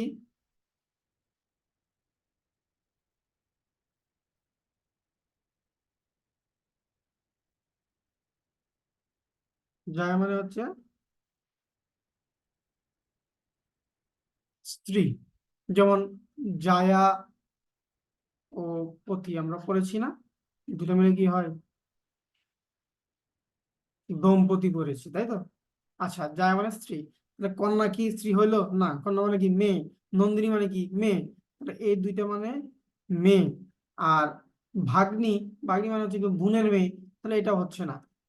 এখানে আছে কি? অর্ধাঙ্গিনী। এই অর্ধাঙ্গিনী হচ্ছে স্ত্রী। এটা মূলত হচ্ছে অর্ধাঙ্গিটা মূল, মানে সঠিক প্রয়োগ। অর্ধাঙ্গিনা, অর্ধাঙ্গিনীটা ভুল প্রয়োগ। তবে এখানে যেহেতু এভাবেই দেয়া আছে, আমরা এটাই উত্তর নিব। মূলত শব্দটা হচ্ছে অর্ধাঙ্গী। অর্ধাঙ্গী বানানটা কি দিয়ে হবে? দীর্ঘ ইকার দিয়ে হবে। স্ত্রীবাচক যে শব্দগুলো আছে তৎসম, সেগুলো কিন্তু দীর্ঘ ইকার দিয়ে হয়। সাক্ষী গোপাল বাগধারাটির অর্থ কি? অপদার্থ, মূর্খ, নিরেট বোকা নাকি নিষ্ক্রিয় দর্শক? অপদার্থ মানে কি? অপদার্থ মানে হচ্ছে আমরা,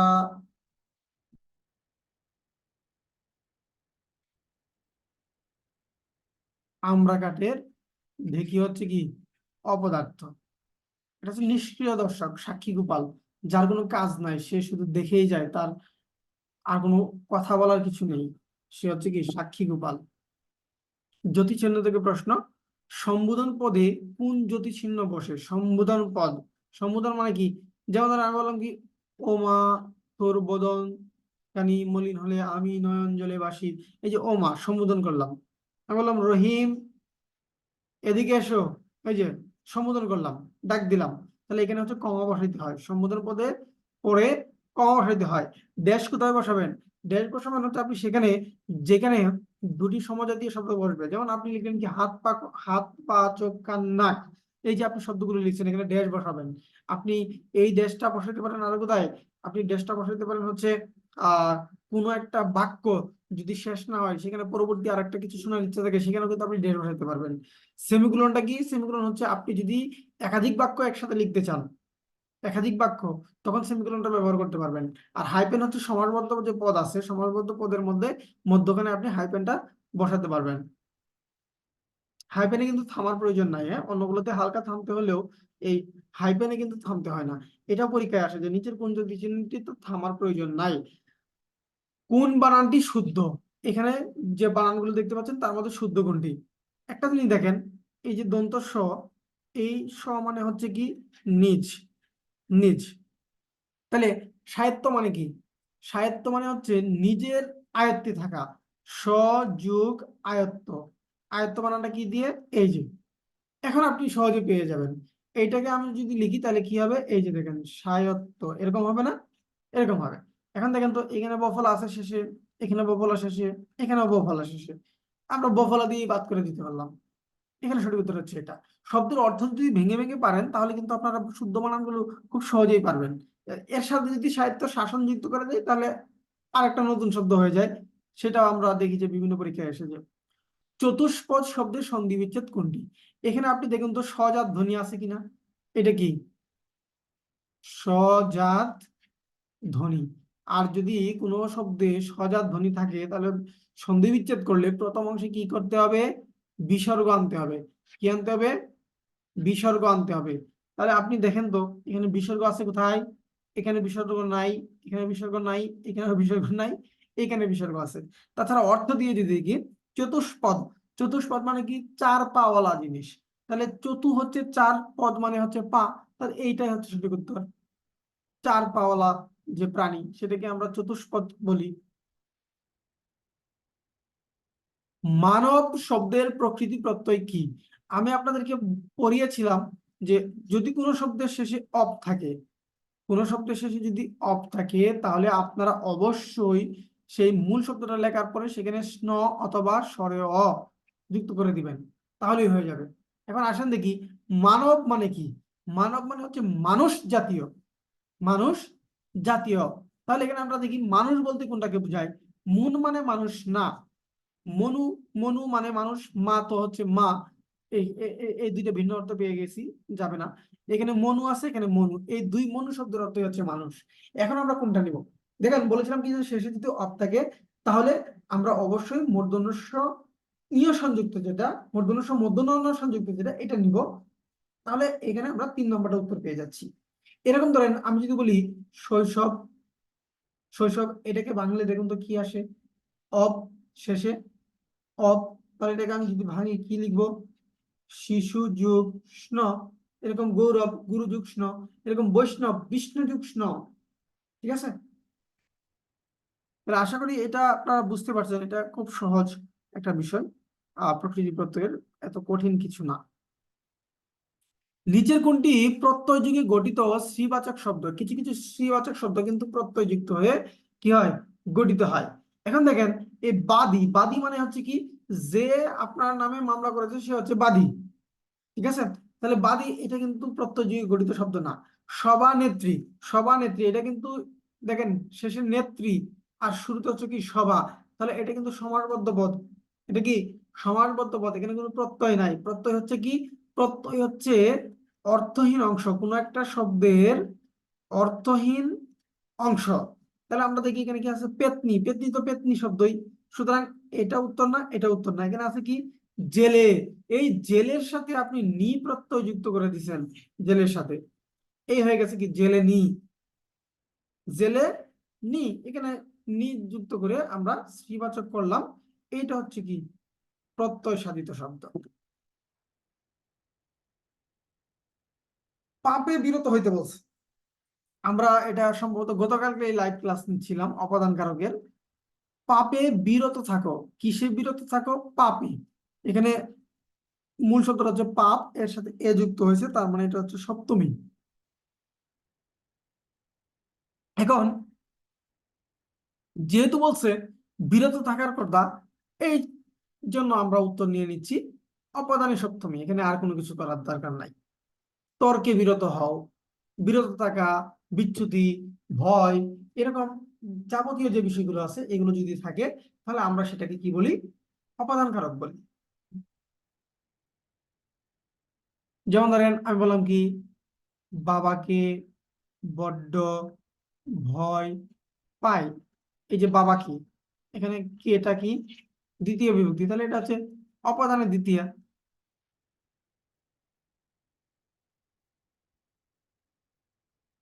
বিভক্তিহীন নামপদকে কি বলে? বিভক্তিহীন নামপদকে কি বলে? এটা খুবই কমন একটা প্রশ্ন।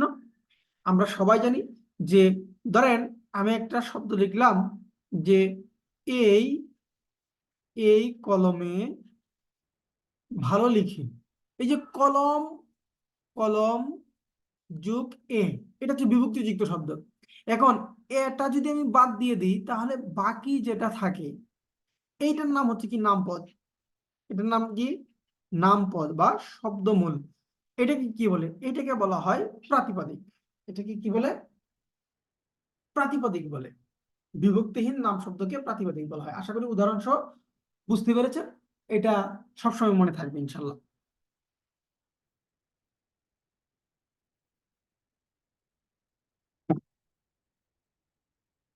কোনটি উপপদ তৎপুরুষ সমাসের উদাহরণ? উপপদ জিনিসটা কি? উপপদ কৃদন্ত পদ থাকবে। এই কৃদন্ত পদের পূর্বপদ হচ্ছে, পূর্বপদ যেটা, এটাই হচ্ছে উপপদ। এখন আমরা দেখি এখানে আহ কি আছে, মানে ব্যাস বাক্যগুলো কি হয়? ছেলে ধরা, ছেলেকে ধরা, বা ছেলে ধরে যে, ছেলে ধরে যে। তাহলে এখানে আমরা দেখতে পাচ্ছি ধরা শব্দটা আছে। ধরাটা কি? একটা কৃদন্ত পদ। প্রতিবাদ, প্রতি যে বাদ, প্রতিবাদ, বিলাত হইতে ফেরত, বিলাত হইতে ফেরত। তারপর হচ্ছে কি উপগ্রহ, গ্রহের অনুরূপ, এটা হচ্ছে কি? উপগ্রহ।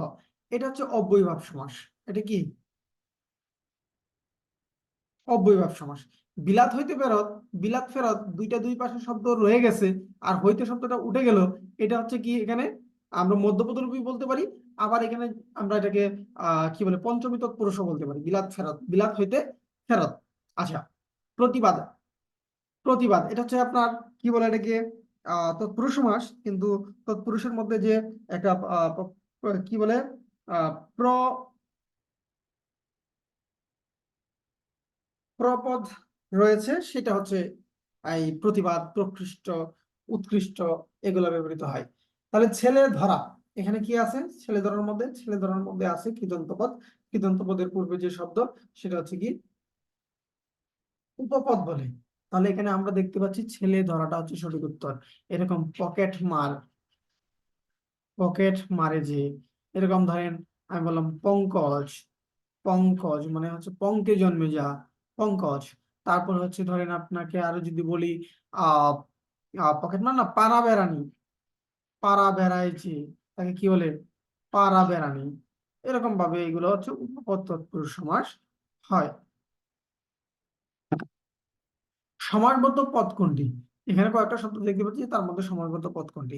এই আকাশ শব্দটাকে আর ভাঙা যায় না। যে শব্দটাকে ভাঙা যায় না সেটাকে আমরা মৌলিক শব্দ বলি। এটা কোনো সাধিত শব্দই না। ঠিক আছে? ছাড়পত্র, ছাড়ের নিমিত্তে পত্র, কি বললাম? ছাড়ের জন্য পত্র। আচ্ছা, মৃত্তিকা, মৃত্তিকা মানে হচ্ছে কি? এটা মাটি যুগ ইকা, অথবা মৃৎ, মৃৎ যুগ ইকা, মৃৎ যুগ ইকা। ইকা শব্দটা কি? প্রত্যয়, তাহলে এটা প্রত্যয় সাধিত শব্দ, প্রত্যয় সাধিত। সাগরকে ভাঙা যায় না, এটা মৌলিক শব্দ। সাগর হচ্ছে কি?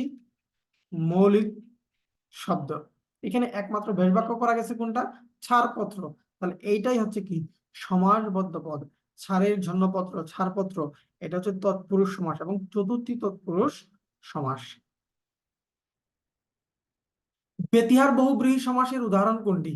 বেতিহার জিনিসটা কি?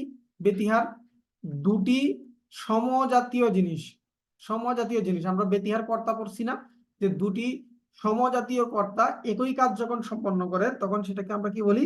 বেতিহার কর্তা। তাহলে এখানে কি হবে? দুইটা কাজ একই রকম হবে। আমরা দেখি চিরসুখী, চিরকাল ব্যাপী আর সুখী। চিরসুখী, এটা দ্বিতীয় তৎপুরুষ সমাস।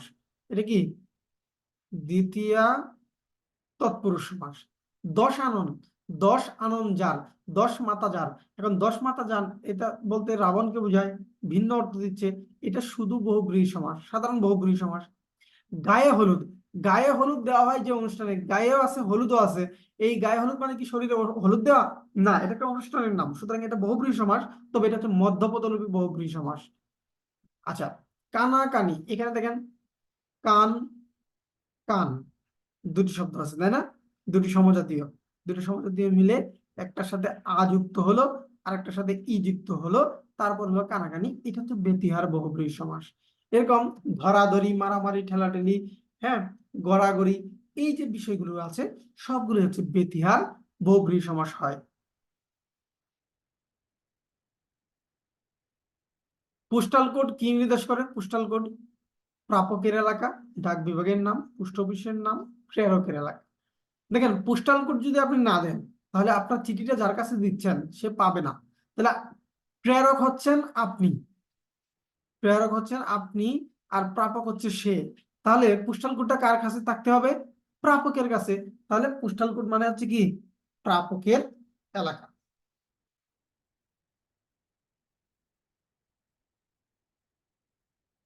পোস্ট অফিসের নাম দিলে হবে না। পোস্ট অফিসের নাম দিলে হবে না কেন? কারণ হচ্ছে আপনি যদি পোস্ট অফিসের নাম দেন, একই নামে অনেক পোস্ট অফিস থাকতে পারে বাংলাদেশে। একই নামে কিন্তু জেলা আছে, উপজেলা আছে, গ্রাম আছে, তো এরকম ঝামেলা হইতে পারে।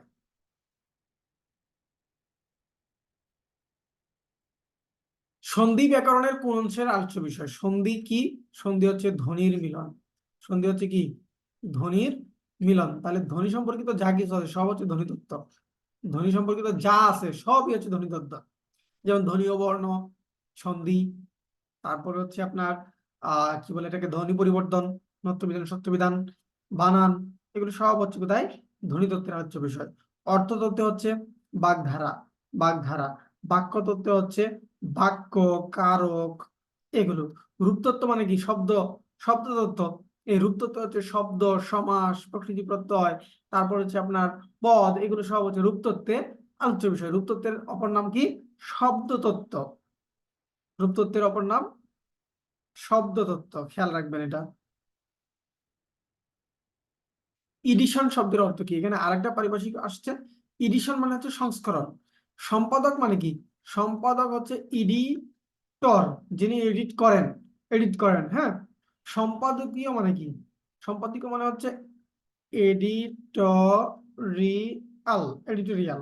আর অনুসন্ধান মানে ইনভেস্টিগেশন, ইনভেস্টিগেশন হচ্ছে অনুসন্ধান।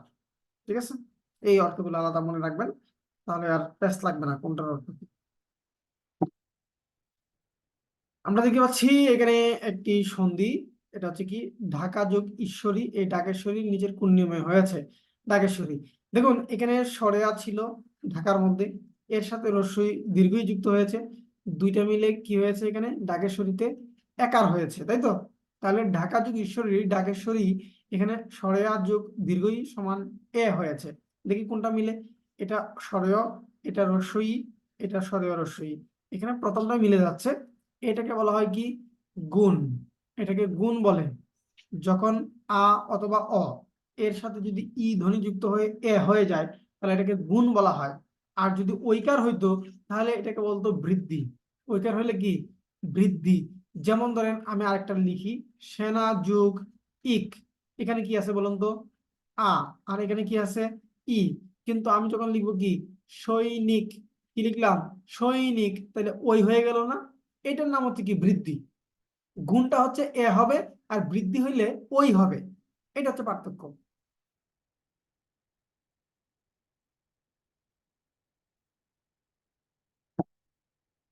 বন্ধনী চিহ্ন কোথায় ব্যবহার করা হয়? সাহিত্যে বন্ধনী চিহ্ন। আমরা তো গণিত করতে গেলে সেখানে আমরা বন্ধনী চিহ্নগুলো ব্যবহার করি, কিন্তু এটা এর ক্ষেত্রে মানে আপনার সাহিত্যের ক্ষেত্রে কি হিসেবে ব্যবহৃত হয়? ধাতু বুঝাইতে, নাকি অর্থমূলক, নাকি ব্যাখ্যামূলক, নাকি উৎপন্ন বুঝাইতে? এটা মূলত হচ্ছে ব্যাখ্যা বুঝাইতে, ব্যাখ্যা বুঝাইতে। উৎপন্ন বুঝাইতে আমরা এই চিহ্নগুলো গ্রেটার দেন, লেস দেন, এই চিহ্নগুলো আমরা উৎপন্ন বুঝাইতে ব্যবহার করি। ব্যাখ্যামূলক কোনো কিছু যদি থাকে বাক্যে তাহলে আমরা তৃতীয় বন্ধনী দিয়ে এইভাবে একটা ব্যাখ্যা দিয়ে দিই, অথবা প্রথম বন্ধনী দিয়ে ভিতরে আমরা ব্যাখ্যা লিখে দিই। এটা ব্যাখ্যা হিসেবে ব্যবহার করা হয়, এটা একটা জ্যোতিষ চিহ্নের অন্তর্ভুক্ত ব্র্যাকেট। হ্যাঁ, সকালে উঠে আমি মনে মনে বলি সারাদিন আমি যেন ভালো হয়ে চলি, এটি হচ্ছে আমার পণ। আমার পণ যে কবিতাটি আমরা পড়েছি সম্ভবত দ্বিতীয় বা তৃতীয় শ্রেণীতে, এই কবিতার একটি লাইন। তাহলে এটা কার? আমার পণ কে রচনা করেন? অক্ষয় কুমার দত্ত না, ঈশ্বরচন্দ্র বিদ্যাসাগর না, কালীপ্রসন্ন সিংহ না, এটি রচনা করেন মদন মোহন তর্কালঙ্কার। এরকম ছোটবেলার কবিতাগুলো কিন্তু পরীক্ষায় আসে। যেমন ধরেন আসলো কি, কাজলা দিদি কার লেখা? কাজলা দিদি কার লেখা? এরকম ধরেন আসতে পারে হচ্ছে আপনার পরার্থে, এটা কার লেখা? আদর্শ ছেলে কার লেখা? স্বাধীনতার সুখ কার লেখা? এরকম ছোটবেলার কবিতাগুলোতে কিন্তু পরীক্ষায় প্রশ্ন চলে আসে।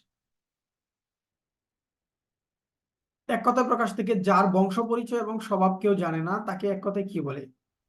অজ্ঞাত কুলশীল, বংশ পরিচয়হীন, কুল বংশহীন, অজ্ঞাত কুলীন।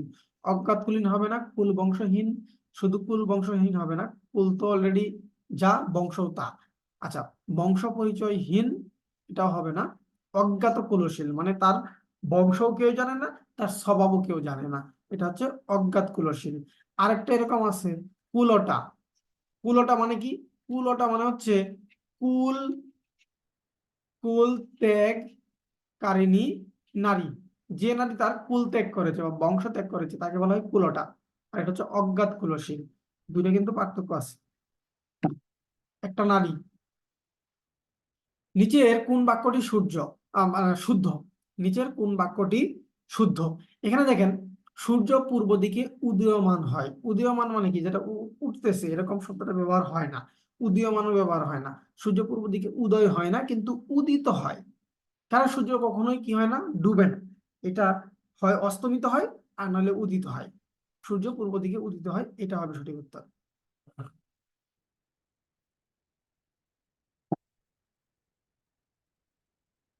কার্যবিরতি অর্থে কোন বাগধারাটি প্রযোজ্য? কার্যবিরতি মানে কি? কাজ থামিয়ে দেওয়া। এটা কি হাত করা হবে? হাত করা মানে কি? বসে আনা, কাউকে বসে আনা, হাত করে ফেলা। হ্যাঁ, হাত গোটানো, এটা সঠিক উত্তর। হাত গোটানো মানে কি? কাজ থেকে বিরতি। হাত থাকা মানে কি? হাত থাকা মানে হচ্ছে দায়ী থাকা বা কোনো অপরাধের সাথে যুক্ত থাকা। হাত আসা মানে হচ্ছে দক্ষতা আসা। হ্যাঁ, হাত আসা মানে হচ্ছে কি? দক্ষতা আসা।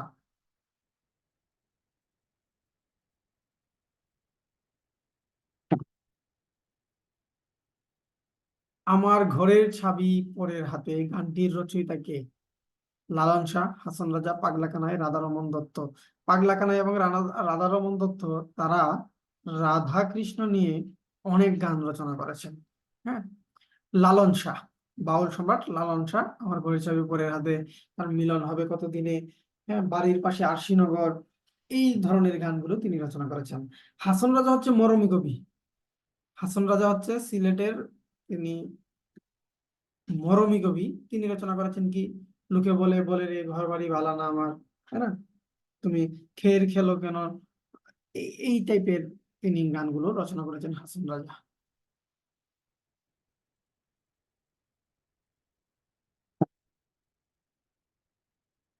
অনির্বাচনীয় শব্দটির অর্থ কি? খেয়াল রাখবেন, শব্দটি কিন্তু নির্বাচনীয় না। শব্দটি কি? অনির্বাচনীয়। বচন, মূল শব্দটা কি? বচন। বচন মানে কি? কথা। তাহলে কি সুনিশ্চিত হবে? না। নির্বাচন যোগ্য নয়, যদি হয়তো অনির্বাচনীয়, তাহলে নির্বাচন যোগ্য নয় এটা হয়তো। এখানে অনিশ্চিত হবে না। বর্ণনাতীত, অনির্বাচনীয় মানে কি? যেটা বলে শেষ করা যায় না। বচন মানে হচ্ছে কি? কথা। তাহলে যেটা কথা বলে শেষ করা যায় না সেটাই তো বর্ণনাতীত বা ব্যাখ্যাতীত। তাহলে এখানে সঠিক উত্তর হবে 3 নাম্বারটা। এখানে যদি ব্যাখ্যাতীত থাকতো, আপনারা ব্যাখ্যাতীত উত্তর করতে পারবেন যদি বর্ণনাতীত না থাকে।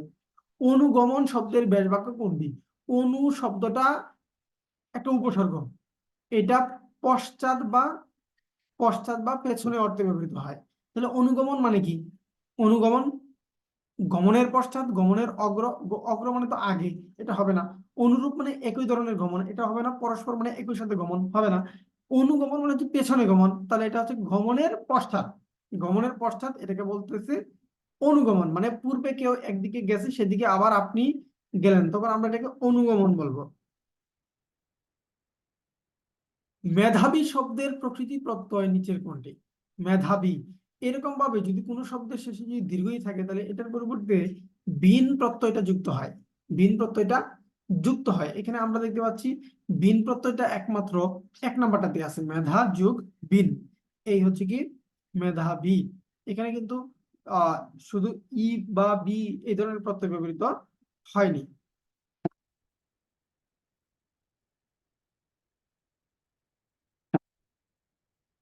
খনার বচনে কি প্রাধান্য পাইছে?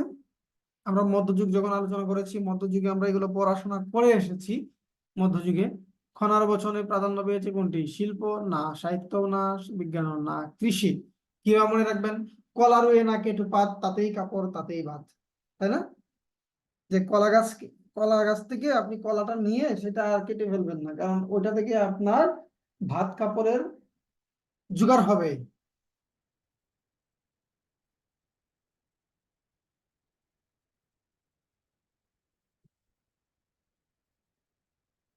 ব্যবহারকারীর দিক থেকে, ব্যবহারকারীর সংখ্যার দিক থেকে বাংলা ভাষা বিশ্বের কততম প্রধান ভাষা? যখন পরীক্ষা হয়েছিল তখন সেটা ষষ্ঠ ছিল, কিন্তু বর্তমানে সপ্তম। বর্তমানে সপ্তম, এটা উত্তর করবেন। বর্তমানে সপ্তম। এটা হচ্ছে ইথনোলগ। ইথনোলগ। ইথনোলগ নামের একটা ওয়েবসাইট আছে যেটা বিশ্বের ভাষা নিয়ে কথা বলে। বিশ্বের সর্বোচ্চ বেশি ব্যবহৃত ভাষা কোনটা? ইংরেজি। বিশ্বের জনসংখ্যার দিক থেকে সবচেয়ে বেশি ভাষা ব্যবহার হয় মান্দারিন। মান্দারিন হচ্ছে চীনের ভাষা।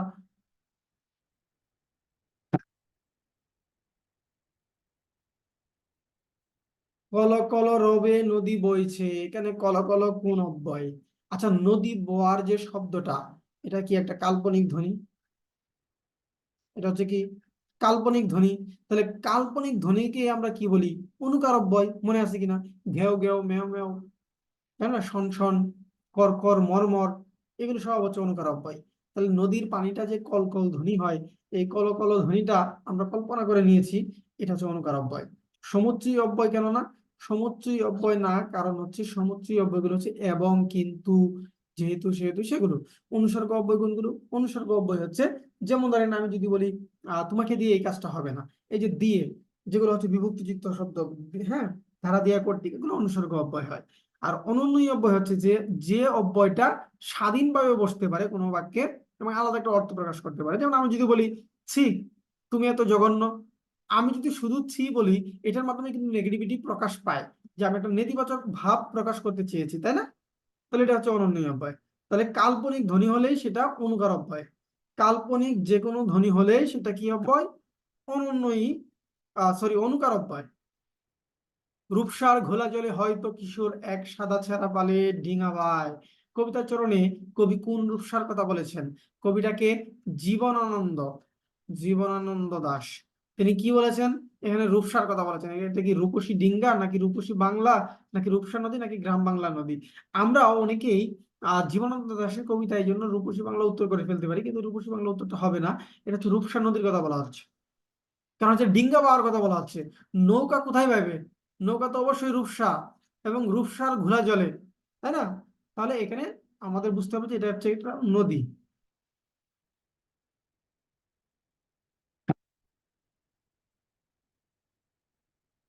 কোন শব্দটি শুদ্ধ বানানে লেখা হয়েছে? এখানে শুদ্ধ বানান কোনটা? ভুবন, এটা আমরা কিছুক্ষণ আগে পেয়েছিলাম যে ভুল বানান ছিল ভুবন দুর্গকার দিয়ে, কারণ এটা বিদেশি শব্দ। ভুবনটা হবে রুস্যকার দিয়ে ভুবন। শূন্য বানানটা, এটা দুর্গকার ঠিক আছে কিন্তু দন্তন্য হবে, তাই না? তারপরে পূর্ণ বানানটা, এটা দুর্গকার ঠিক আছে কিন্তু মূর্ধন্য ন হবে।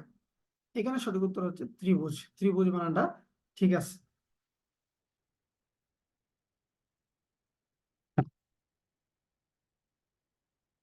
আবাহন শব্দের বিপরীত কি? আবাহন অর্থ কি? আবাহন অর্থ হচ্ছে অর্জন, জয় করা, লাভ করা। তাহলে এখন আপনি বলেন এটার বিপরীত কোনটা হবে? আরোহণ। আরোহণ মানে কি? আরোহণের বিপরীত হচ্ছে অবতরণ। আরোহণ মানে উঠা, উড্ডয়ন। তাহলে মিলন, মিলনের বিপরীত কি? মিলনের বিপরীত হচ্ছে আপনার, কি বলে এটাকে, শত্রুতা। তাহলে স্নান মানে কি? গোসল করা। এটা কি হইলো? বিসর্জন মানে হচ্ছে ত্যাগ। বিসর্জন মানে ত্যাগ। তাহলে আপনি যেটা অর্জন করেন সেটার বিপরীত ত্যাগ করেন, তাহলে এখানে বিসর্জন হবে সঠিক উত্তর। আবাহনের বিপরীত বিসর্জন হয়ে যাবে।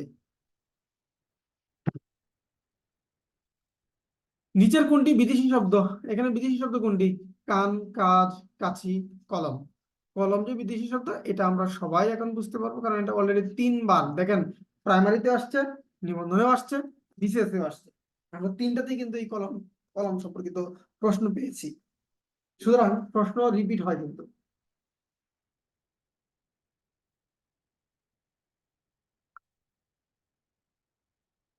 আমরা যে 3টি প্রশ্ন নিয়েছি 3টি প্রশ্নের মধ্যে দেখেন কয়েকটা প্রশ্ন রিপিট।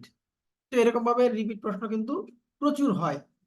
এর জন্য বাংলাটা আপনার বেশি বেশি প্রশ্ন প্র্যাকটিস করলেই মোটামুটি ক্লিয়ার হয়ে যাবে ইনশাল্লাহ।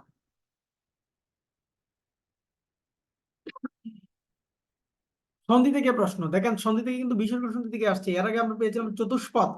এখানে দেখেন অহরহ। অহরহ মানে কি? প্রতিনিয়ত। এই যে অহটা হচ্ছে মূল শব্দ, অহ শব্দটা তো হচ্ছে দিন। দিন দিন দিন, হ্যাঁ, অহরহ। তাহলে অহের অহ, এখানে একটা রজার ধ্বনি আসার কথা। এখন এই যে রজার ধ্বনিটা যে আসছে, আমরা এটার পরিবর্তে কি বসাবো? বিসর্গ বসাবো। আসেন দেখি। দেখেন এখানে অহযুগ রহ দিয়ে শেষে বিসর্গ বসিয়েছে। কোনো শব্দের শেষে বিসর্গ হবে না। আমরা যে কারণবশত ফলত এগুলোর পরে বিসর্গ দিয়ে দিই, এগুলো কিন্তু ভুল প্রয়োগ। এগুলা ভুল প্রয়োগ, এগুলাতে বিসর্গ হয় না। তারপরে দেখেন অহযোগ অহ, এখানে দুটি বর্ণের মধ্যখানে বিসর্গ, শুধু দুটি ধ্বনির মধ্যখানে, শুধু দুটি ধ্বনির মধ্যখানে বা দুটি বর্ণের মধ্যখানে বিসর্গ হয় না। তারপরে আসেন, এখানে কি আছে? বিসর্গ আছে, আবার র ধ্বনিটাও আছে। সুতরাং এখানে বিসর্গ পরিবর্তে আমরা র লিখছি, কিন্তু এখানে র ধ্বনি সহ দেয়া, এটা বাতিল হয়ে যাবে। এটা হবে সঠিক, অহ যোগ অহ।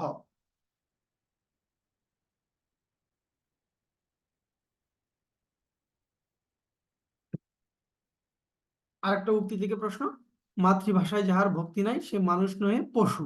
এই উক্তিটি কার? এটা কি মুনীর চৌধুরী, হুমায়ুন আজাদের, মীর মশাররফ হোসেনের, স্বর্ণকুমারী দেবী? স্বর্ণকুমারী দেবী এই ধরনের কোনো উক্তি দেন নাই। হুমায়ুন আজাদ তিনি ভাষা নিয়ে কাজ করেছেন, কিন্তু এই ধরনের উক্তি তার নাই। মুনীর চৌধুরীও ভাষা নিয়ে কাজ করেছেন, যেমন কবর নাটক তিনি রচনা করেছেন। তার বিখ্যাত একটা লাইন আছে, রক্তাক্ত প্রান্তরে, মানুষ বেঁচে থাকলে বদলায়, কারণে অকারণে বদলায়, মানুষ মরে গেলে পচে যায়, বেঁচে থাকলে বদলায়, কারণে অকারণে বদলায়। এটা তার একটা উক্তি। এটা হচ্ছে মীর মশাররফ হোসেনের একটা লাইন মাতৃভাষা নিয়ে। তো এই ভাষা নিয়ে কয়েকজন লিখেছেন, যেমন মুশারফ মীর মশাররফ হোসেন রচনা করেছেন। তারপরে আব্দুল হাকিম, তাই না? যে মাতৃভাষার প্রতি যার কোনো মায়া নাই, তাহলে তার জন্ম পরিচয় নিয়ে কিন্তু তিনি সন্দেহ প্রকাশ করেছেন, আব্দুল হাকিম, তাই না? সেই নূরনামা থেকে আমরা পেয়েছি বঙ্গবাণী, ঠিক না? তারপরে হচ্ছে ডক্টর মোহাম্মদ শহীদুল্লাহ, তিনিও কিন্তু ভাষা নিয়ে কথা বলেছেন। কি বলেছেন তিনি?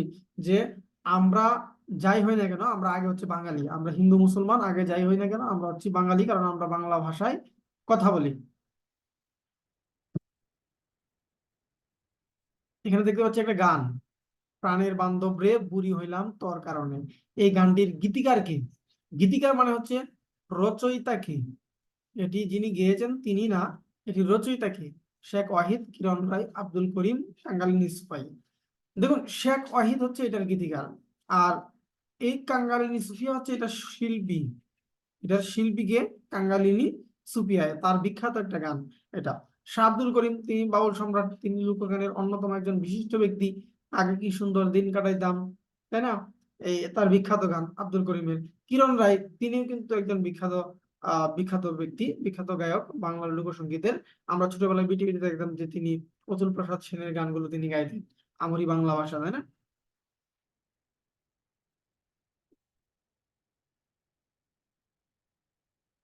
কাজী নজরুল ইসলাম রচিত গল্প কোনটি? এখানে দেখেন নামগুলো একই রকম। আমি এই একই রকম নাম নিয়ে কিন্তু ক্লাস নিয়েছি আপনাদের। আশা করছি আপনারা এখানে উত্তরটা সবাই করতে পারবেন। পদ্ম গুখরা। পদ্ম গুখরা হচ্ছে কি? একটা গল্প। এটা হচ্ছে শিউলিমালা। শিউলিমালা যে গল্প গ্রন্থটা রয়েছে তার একটা গল্প হচ্ছে পদ্ম গুখরা। আর পদ্মপুরাণ এটা আমরা শুরুর দিকে পড়েছি বিশেষ বিশেষ এর প্রশ্নে, বিজয় গুপ্তের। এটি হচ্ছে মনসামঙ্গল কাব্য। পদ্মাবতী কাব্যটা হচ্ছে আলাওলের, এটা আমরা পড়েছি এবং কনফিউশন দূর করেছি যে পদ্মাবতী যদি কাব্য হয় আলাওল, পদ্মাবতী যদি নাটক হয় মাইকেল মধুসূদন দত্ত, পদ্মাবতী যদি প্রবন্ধ হয় তাহলে সৈয়দ আলী হাসান। আর পদ্মরাগ এটা একটা উপন্যাস, এটা রচনা করেছেন কে? এটা রচনা করেছেন বেগম রুকিয়া। বেগম রুকিয়া। তাহলে এখানে সঠিক উত্তর হচ্ছে 1 নাম্বারটা। দেখেন প্রশ্ন কিন্তু আমরা যদি বিশ্লেষণ করি তাহলে অনেক প্রশ্ন কিন্তু অটোমেটিক আমাদের হয়ে যায়। যে প্রশ্নগুলো আমরা পাই অনেকগুলো দেখবেন যে অটোমেটিক হয়ে যায়। এই যে দেখেন আমরা মানব সমাধান করেছি, তাই না? মানব, মানবকে আমরা সমাধান করেছি কি মনু যোগ স্ন, তাই না? তাহলে আপনি দেখেন মানব, গৌরব, শৈশব একই রকম না? অব আছে না শেষে? তাহলে যেহেতু শেষে অব আছে কি হবে? স্ন হবে। এখানে স্ন কোথায় আছে দেখেন তো, লাস্টের টাইম। সুতরাং এটা সঠিক উত্তর। এখন বলেন এটাতে কি ঝামেলা আছে কোনো? আশা করি এটাতে কোনো ঝামেলা নাই। আমাদের 80টা প্রশ্ন ছিল, 80টা প্রশ্ন আমরা সমাধান করেছি। এখন আপনাদের এই রেকর্ড ক্লাসটি আমি তো আপলোড করে দিচ্ছি, তবে আপনারা যখন রেকর্ড ক্লাসটি করবেন তখন অবশ্যই কমেন্টে আপনারা একটু উত্তরগুলো লিখবেন, তাহলে আপনারা আমার উত্তরের সাথে মিলিয়ে যদি একসাথে আগান তাহলে আপনাদের জন্য এটা খুবই ভালো হবে। আজকে ক্লাসটি এ পর্যন্ত শেষ করছি আমরা। সবাই ভালো থাকবেন, সুস্থ থাকবেন। আল্লাহ হাফেজ।